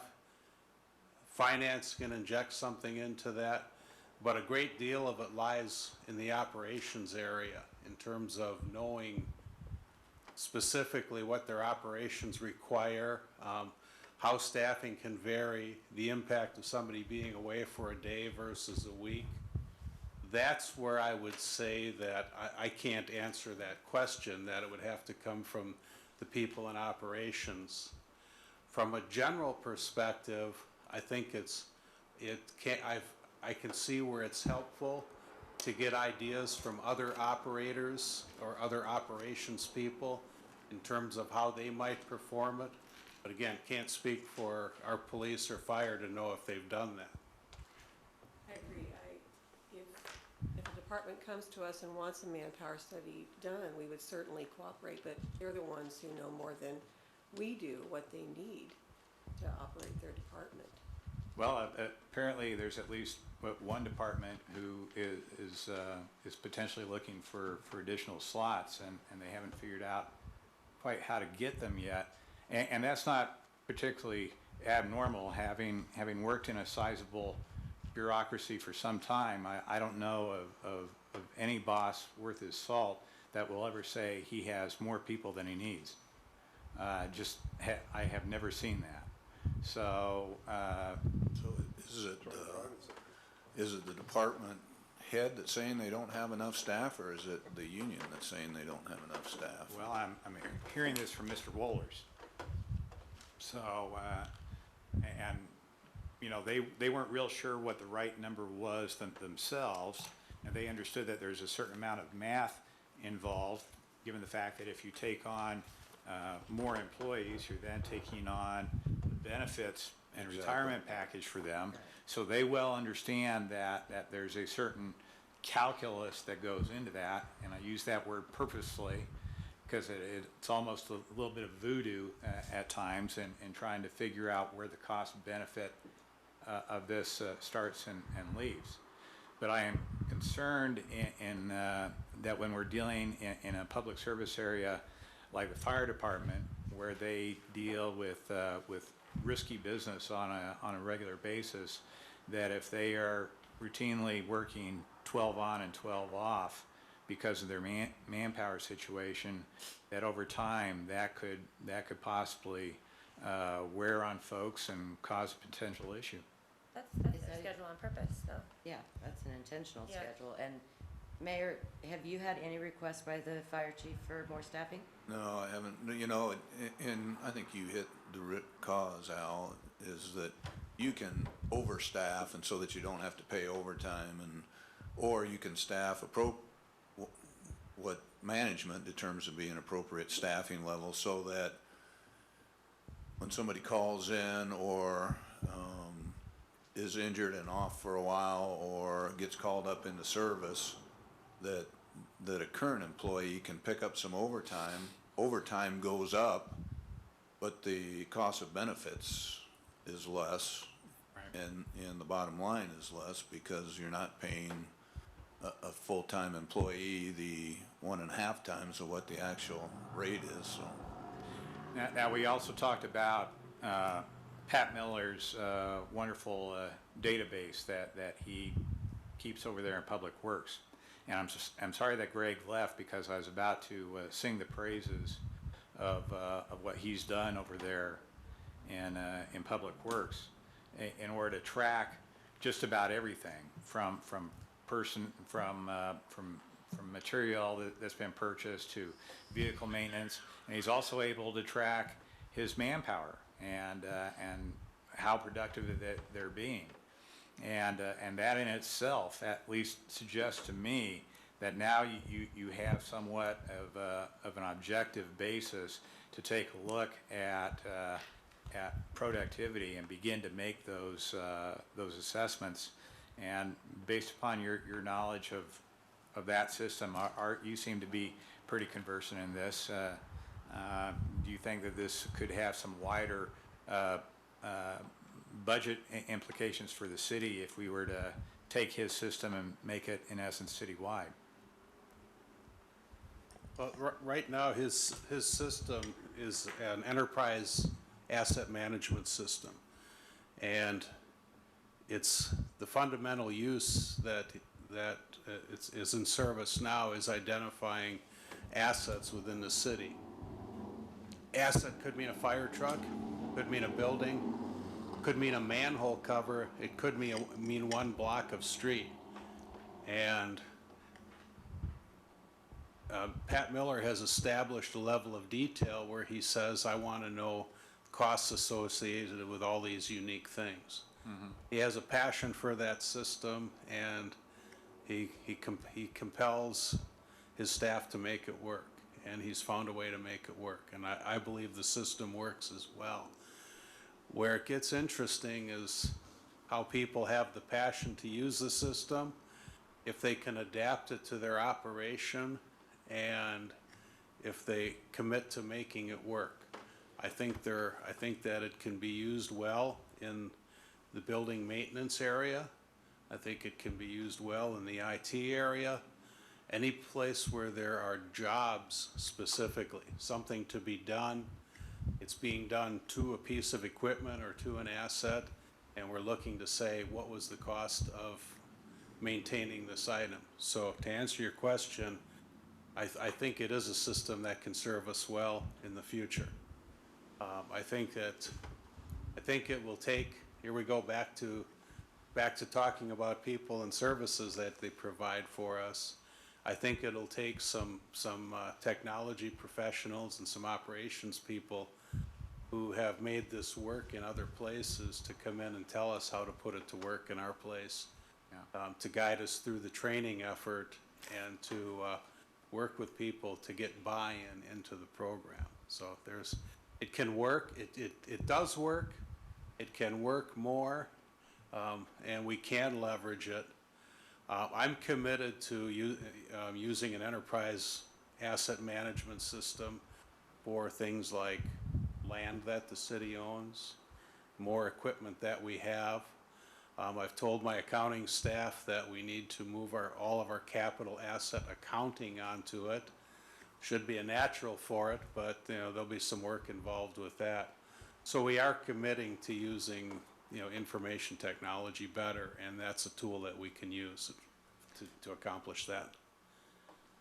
And it also looked as though it had some historical data in there that you could go back and then do some after-the-fact analysis, because I asked you on last week, given the fact that overtime dropped considerably for public safety and recreation between 2013 and 2014, I asked if there were any policies or specific events that you were aware of that prompted any of that, or if there was any policy changes. And You asked me, No. but I don't remember anything. yeah, so answer in the negative, Your Honor. So very good. So just trying to get down to some ground. It's not a court, and please respect the employees too. It makes them feel uncomfortable and Oh, absolutely, I do, because you folks have supplied me with a lot of great information. You gave up a lot of your time for me to talk with me over these many weeks. And so again, I thank you for all that. And I just want to make sure that I get out there in the public segment so that they understand how we do business a little bit better and some of the challenges that we as a city body are up against to try and make things better. so just for clarification, if that's what we're trying to do, the software program we're talking about manages assets and repairs on assets and in particular things that our Public Works Department works on and maintains on a regular basis. Creates a history of repairs, does a cost analysis associated with that, and things that we find out, for example, are a type of mower that we once used, we no longer use because the maintenance was so expensive on it. Pretty hard to extrapolate that and put it on the back of a fireman who's working, but. Yeah. Okay. That's all I have for you. Thank you very much. Art, I guess if you want to tag team momentarily with Ellen, you can go. Mr. Foster. Ellen, you don't need to stick around if you don't want. Thank you for your time.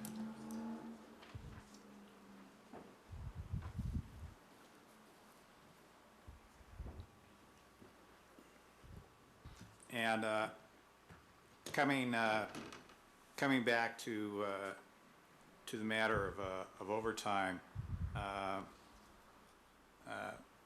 Larry, you and I discussed last week costs of overtime, not only for the department as a whole, but for individual divisions between 2013 and 2014, and we broke that down or I tried to break that down for you by individual divisions in tab 10, and then I think I showed you with reference to the recreation complex that for this proposed fiscal year, your amount of overtime was reduced down to 0, and you expressed some concern about that.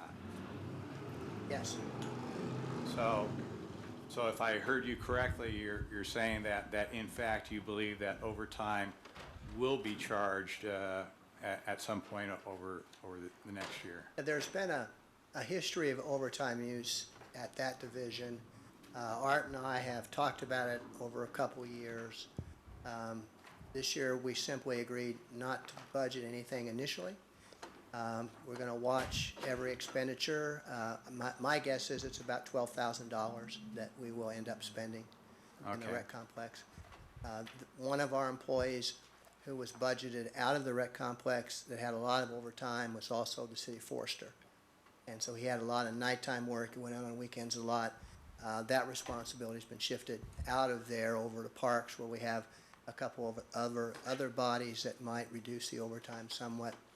But we have had over the last year and a half working together, we've tried to get our arms around the overtime in that division. And some of the folks that have operated have also tried. So it will take something. I think the number is about 12, and we'll see who's closest between the two of us. And I noticed that on E25 that there was a recognized need for overtime, whereas that there had not the year before. That turned out to be that same $12,000. Was there a similar analysis that you made that indicated that overtime would now be required for that division that wasn't required before? I had that in there for just normal recreation programs if they're expanding. Oh, that's just a recreation program number? You didn't really ask me about that. I'm not sure what that, it's not under overtime. It's wages? No, there's the $12,000 Overtime. figure under overtime. Let me Let me ask a quick question about that, I'll get back to you. Okay, yeah, I just thought perhaps there was a new thing, or maybe it was just that $12,000 was just inadvertently placed in the wrong division. I don't know. I might want it to be, that sounds like it might be. You should keep it. No, it wasn't placed in the wrong division, and we're probably not gonna get the answer because the analyst who did it, Skylar Beck, is in Colorado now. Yeah, that may have been his intention, to say that the overtime is shifting into the recreational programs because, rather than the recreational complex, but the reality is we don't know the answer to that question. Could be that he looked and said, let's get some overtime in here because we may need it, and let's see if we can get it to stay in the budget. Could have been as simple as that as well. Okay. I brought along last week, and we talked about this, looking at the financial report for 2013, that the amounts expended for the department in 2014 were about $2.7 million over budget for that particular year. Just so folks could kind of understand what were the factors that went into that. There really was one major accounting change that we did in 14. The Mid-America Center, we used to report the net operations, and since we really haven't had income there, we'd report the net loss as whatever the loss was, and we recorded that in the general government function. The more I thought about it, the more I said to myself, it's really not the best way to do that. We really should say that these are the revenues that we're generating at the Mid-America Center. These are the costs that we have at the Mid-America Center. So for 2014, instead of saying, for example, we lost $500,000, we took the approach of saying we had $2.3 million in revenue at the Mid-America Center, and we had $2.8 million in expenses at the Mid-America Center, and we reported those at the grossed up amounts. Same impact on the financial statements as in the past, a six-figure loss from operations. But what it did in that first year of reporting was to show that there was a much more revenue in fees and services than we had budgeted for and that we had seen in other years, and much more expense in culture and recreation than we had shown in years before. That was the change that we made, and that pretty much takes care of the discrepancy or the amount that we were over budget in the culture and recreational area. Because I looked at the analysis of each division, and it wasn't coming up to that, anywhere close to that dollar amount, so I knew that there was more to the story. And the other part that's more to the story is because we made that change after looking at our presentations we made the decision to go that route in mid-2013. Our budget for 2014, which we had turned in last March, didn't have those grossed up numbers either. So when you see a budget revision, a proposed budget revision to include those numbers in the next couple months, that's the explanation, because for 2014's budget, we had shown just the net number as well. Okay. So we're catching up, and we I always feel it's better to provide more information than less. The only difficulty is first time you provide the new presentation, it doesn't look consistent with what's happened in the past, and it's a matter of my being able to explain clear in a easy to understand way what has happened and why we're doing it that way. And that's a terrific segue into my final question. And in asking this, by no means do I want to put Mr. Foster on a spot or you. But when I went in and talked to him about the numbers after speaking with you, he had a set of very detailed financial analysis. The numbers and the accounting that he had in front of him didn't look anything like what you had supplied to us, and so he was at somewhat of a disadvantage in answering some of my questions because it seemed so out of sort with the numbers that he was working with.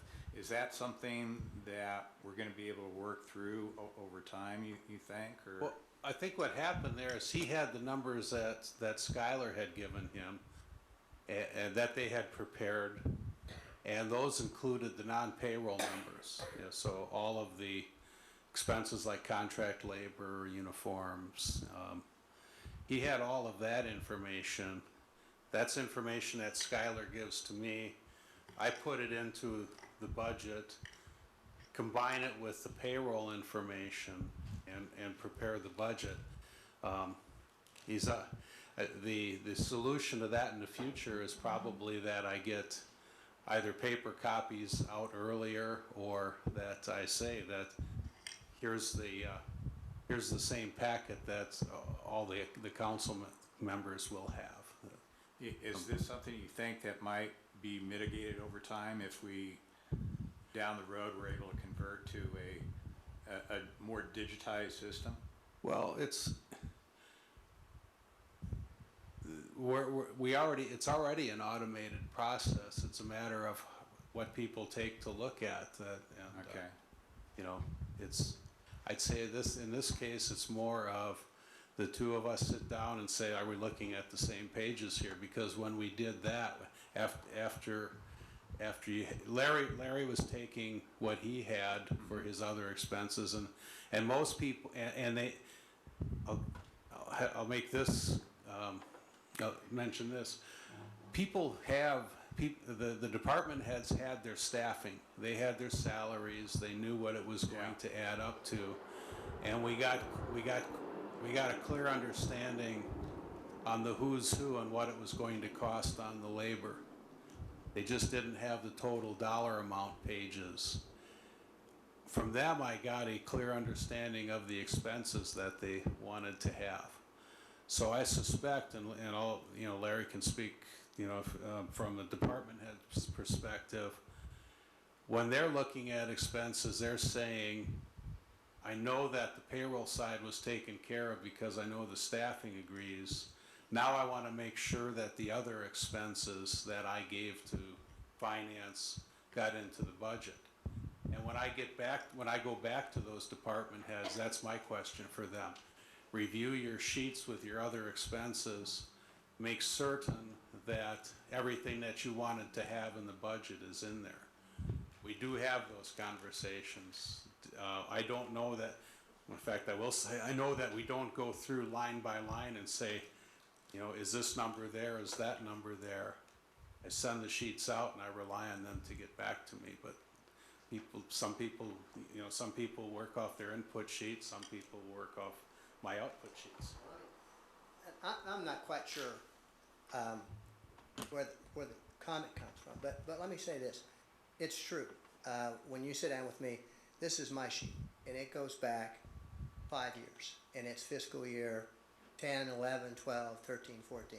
So when we put our budgets together, we have a wider spectrum of numbers to look at. Mm-hmm.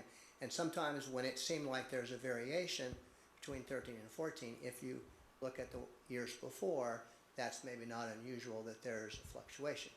But I would say this.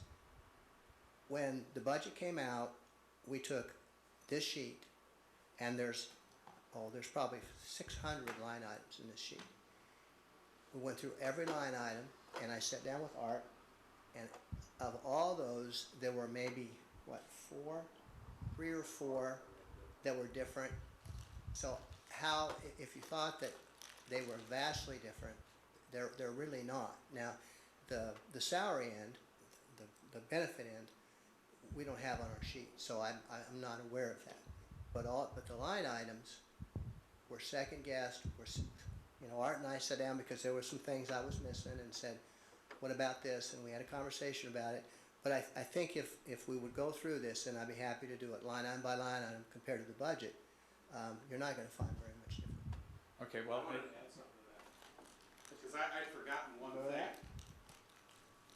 The process that, the way the process starts out for our budgeting is, I give all of the department heads a 5-year history, and then I have a column saying, drop in next year's, what they're proposing for next year.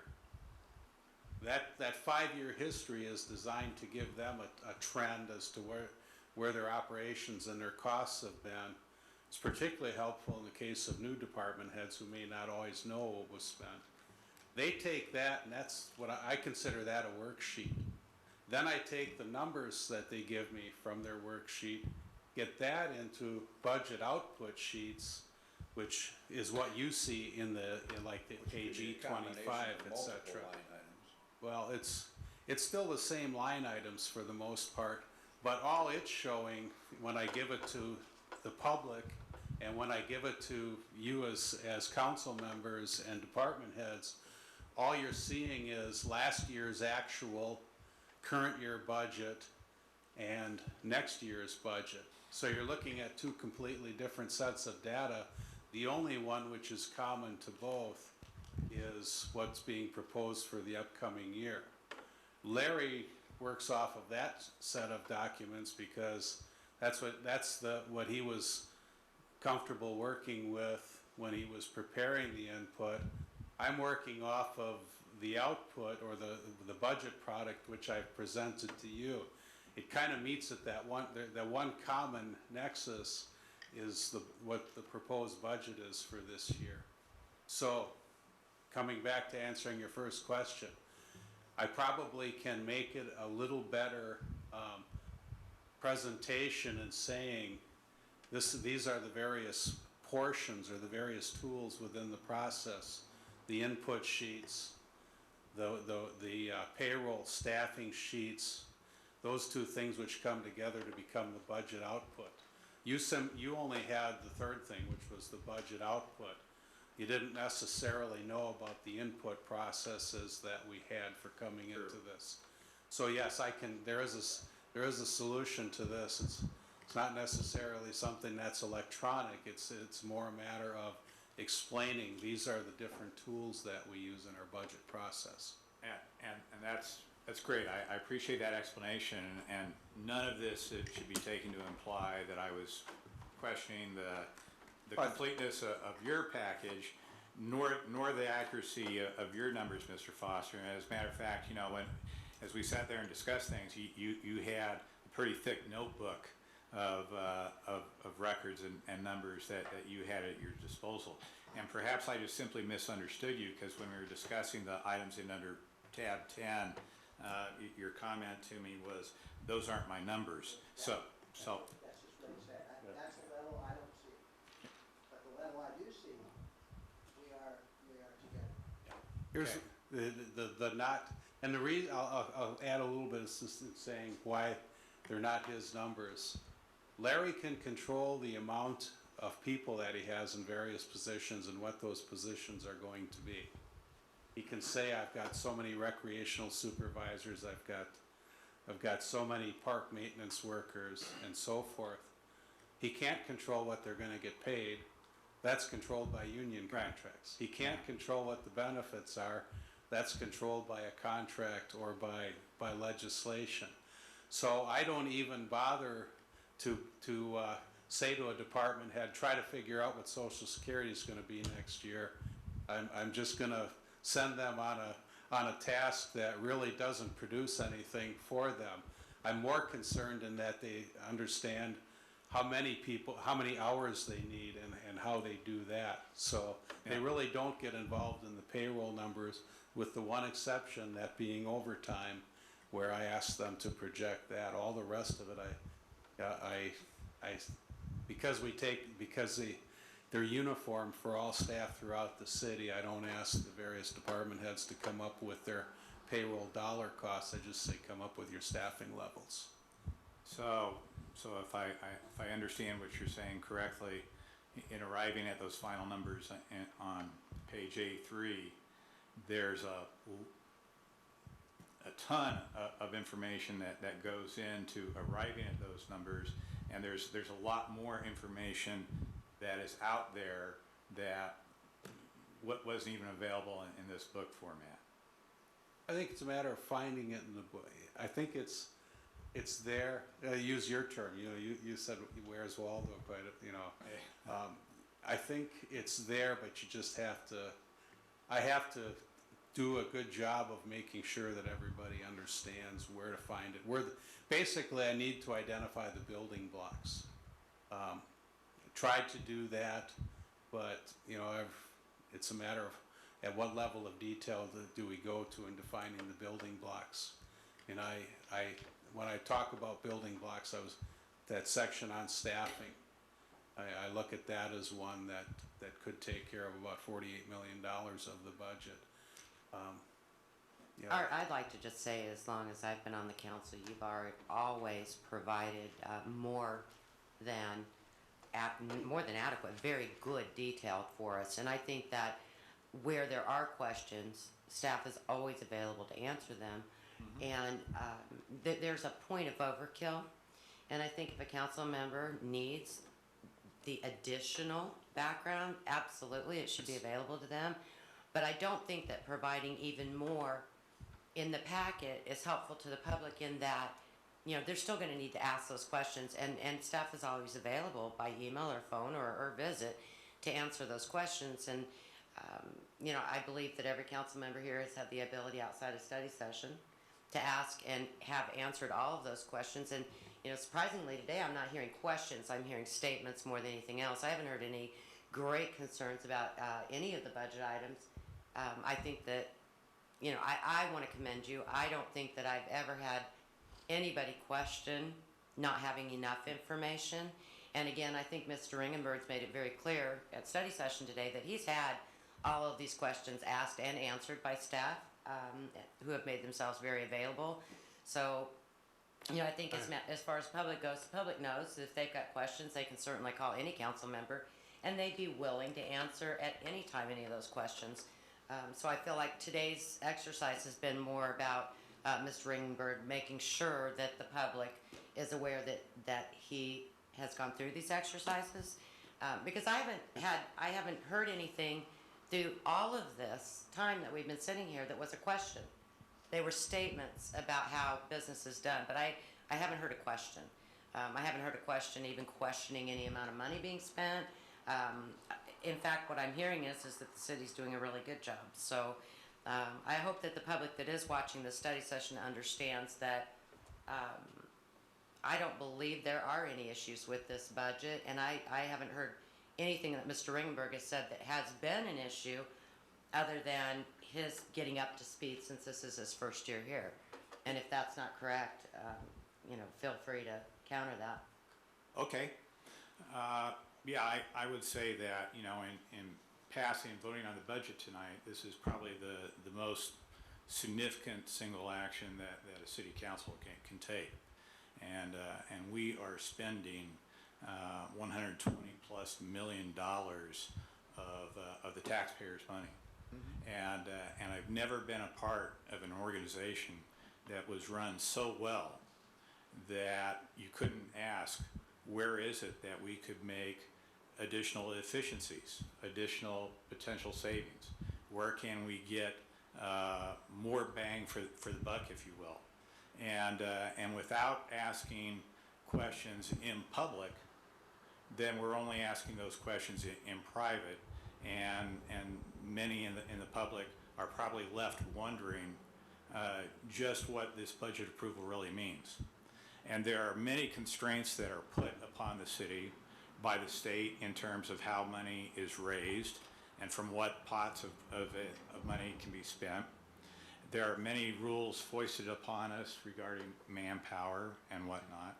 And so it really does make the city's task difficult.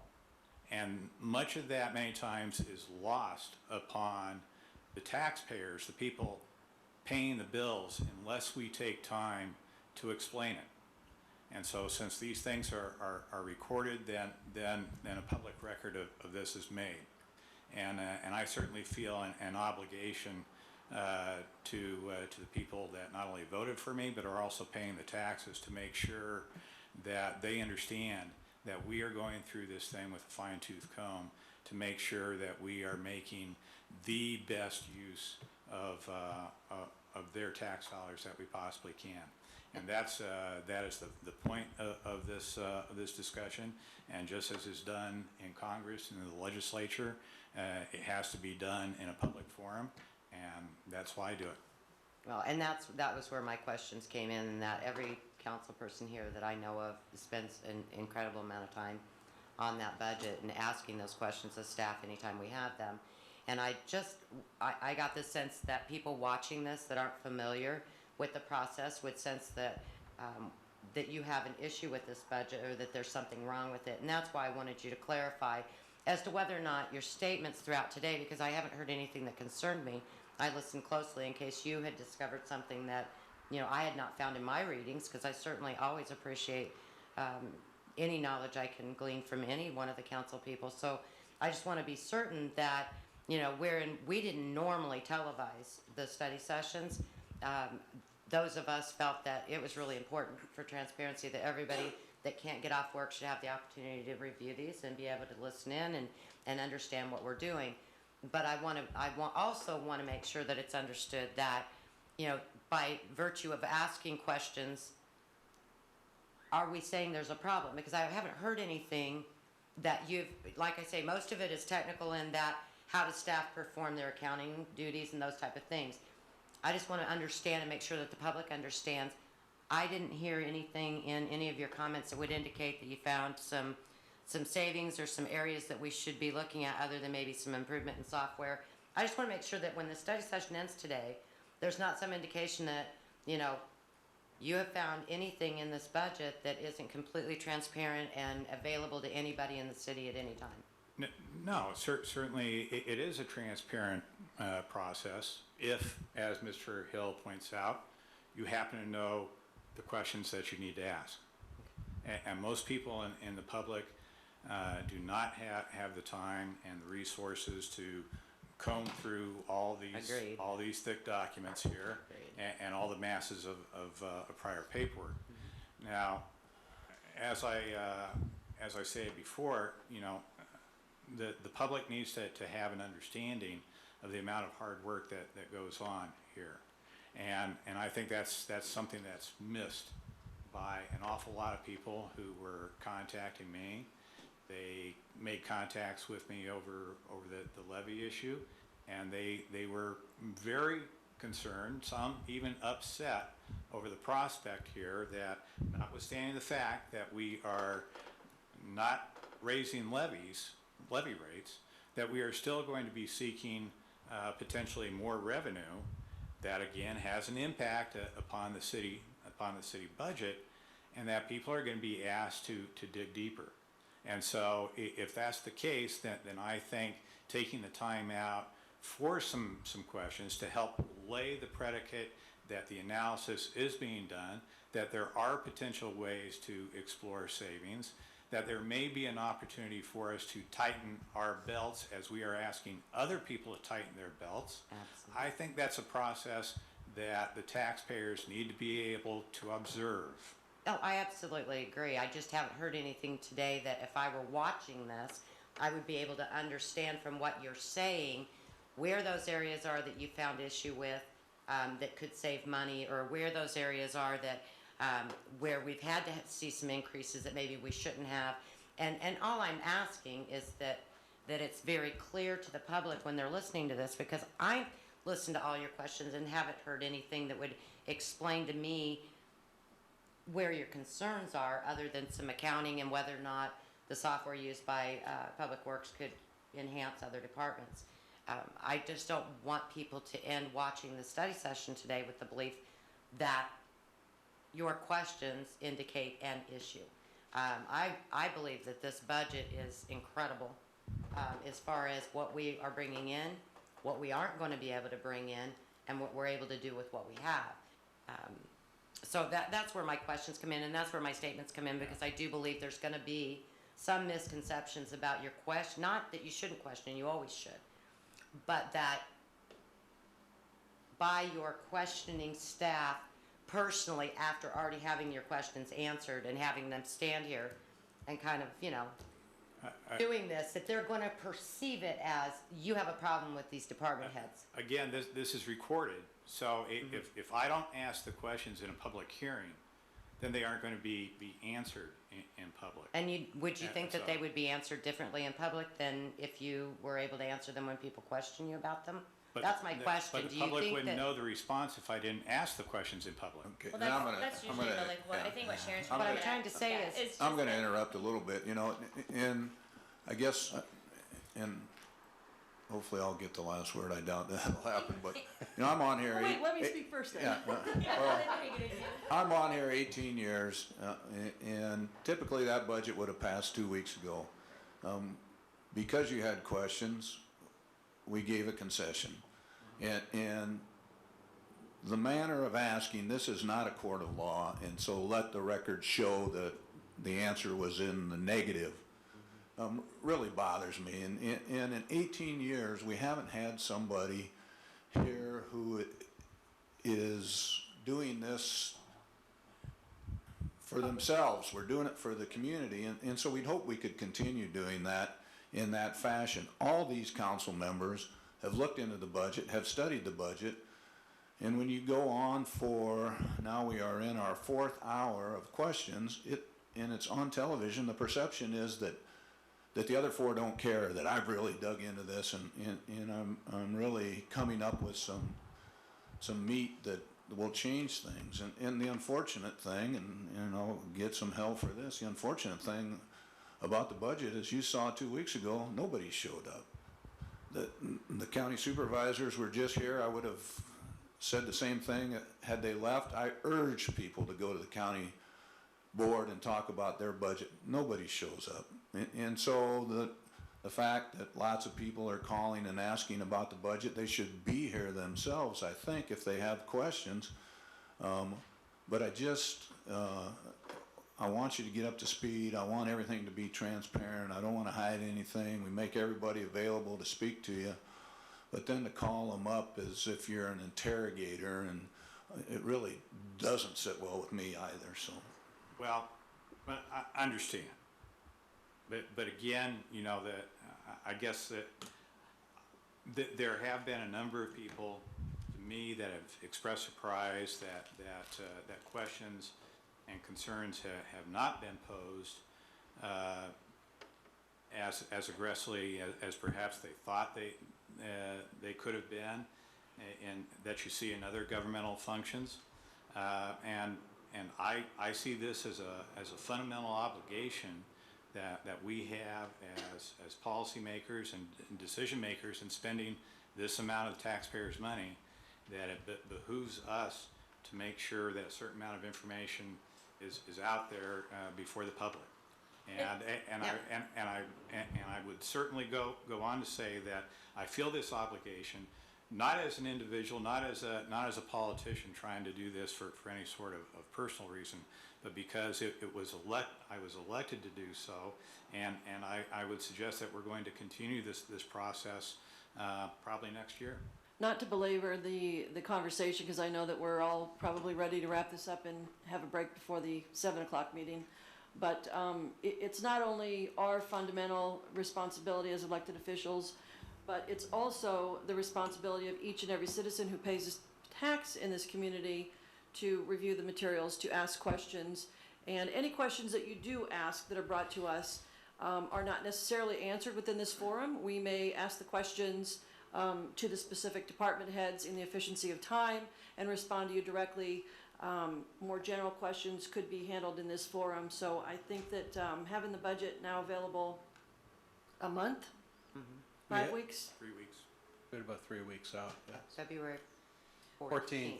And my point is, not having people come to the meeting and talk about the budget, and we do welcome every comment from the public and questions from the council members, but adequate time is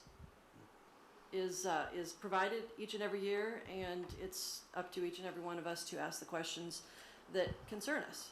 or just questions for clarification, and I think we've all done a good job of that. We may not have necessarily asked the questions here in this public forum because we reach out directly to the department heads, because some may be simpler than others, and again, in the efficiency of time. So I've done that in years past. I will continue to do that, asking questions in private and also asking questions here in public.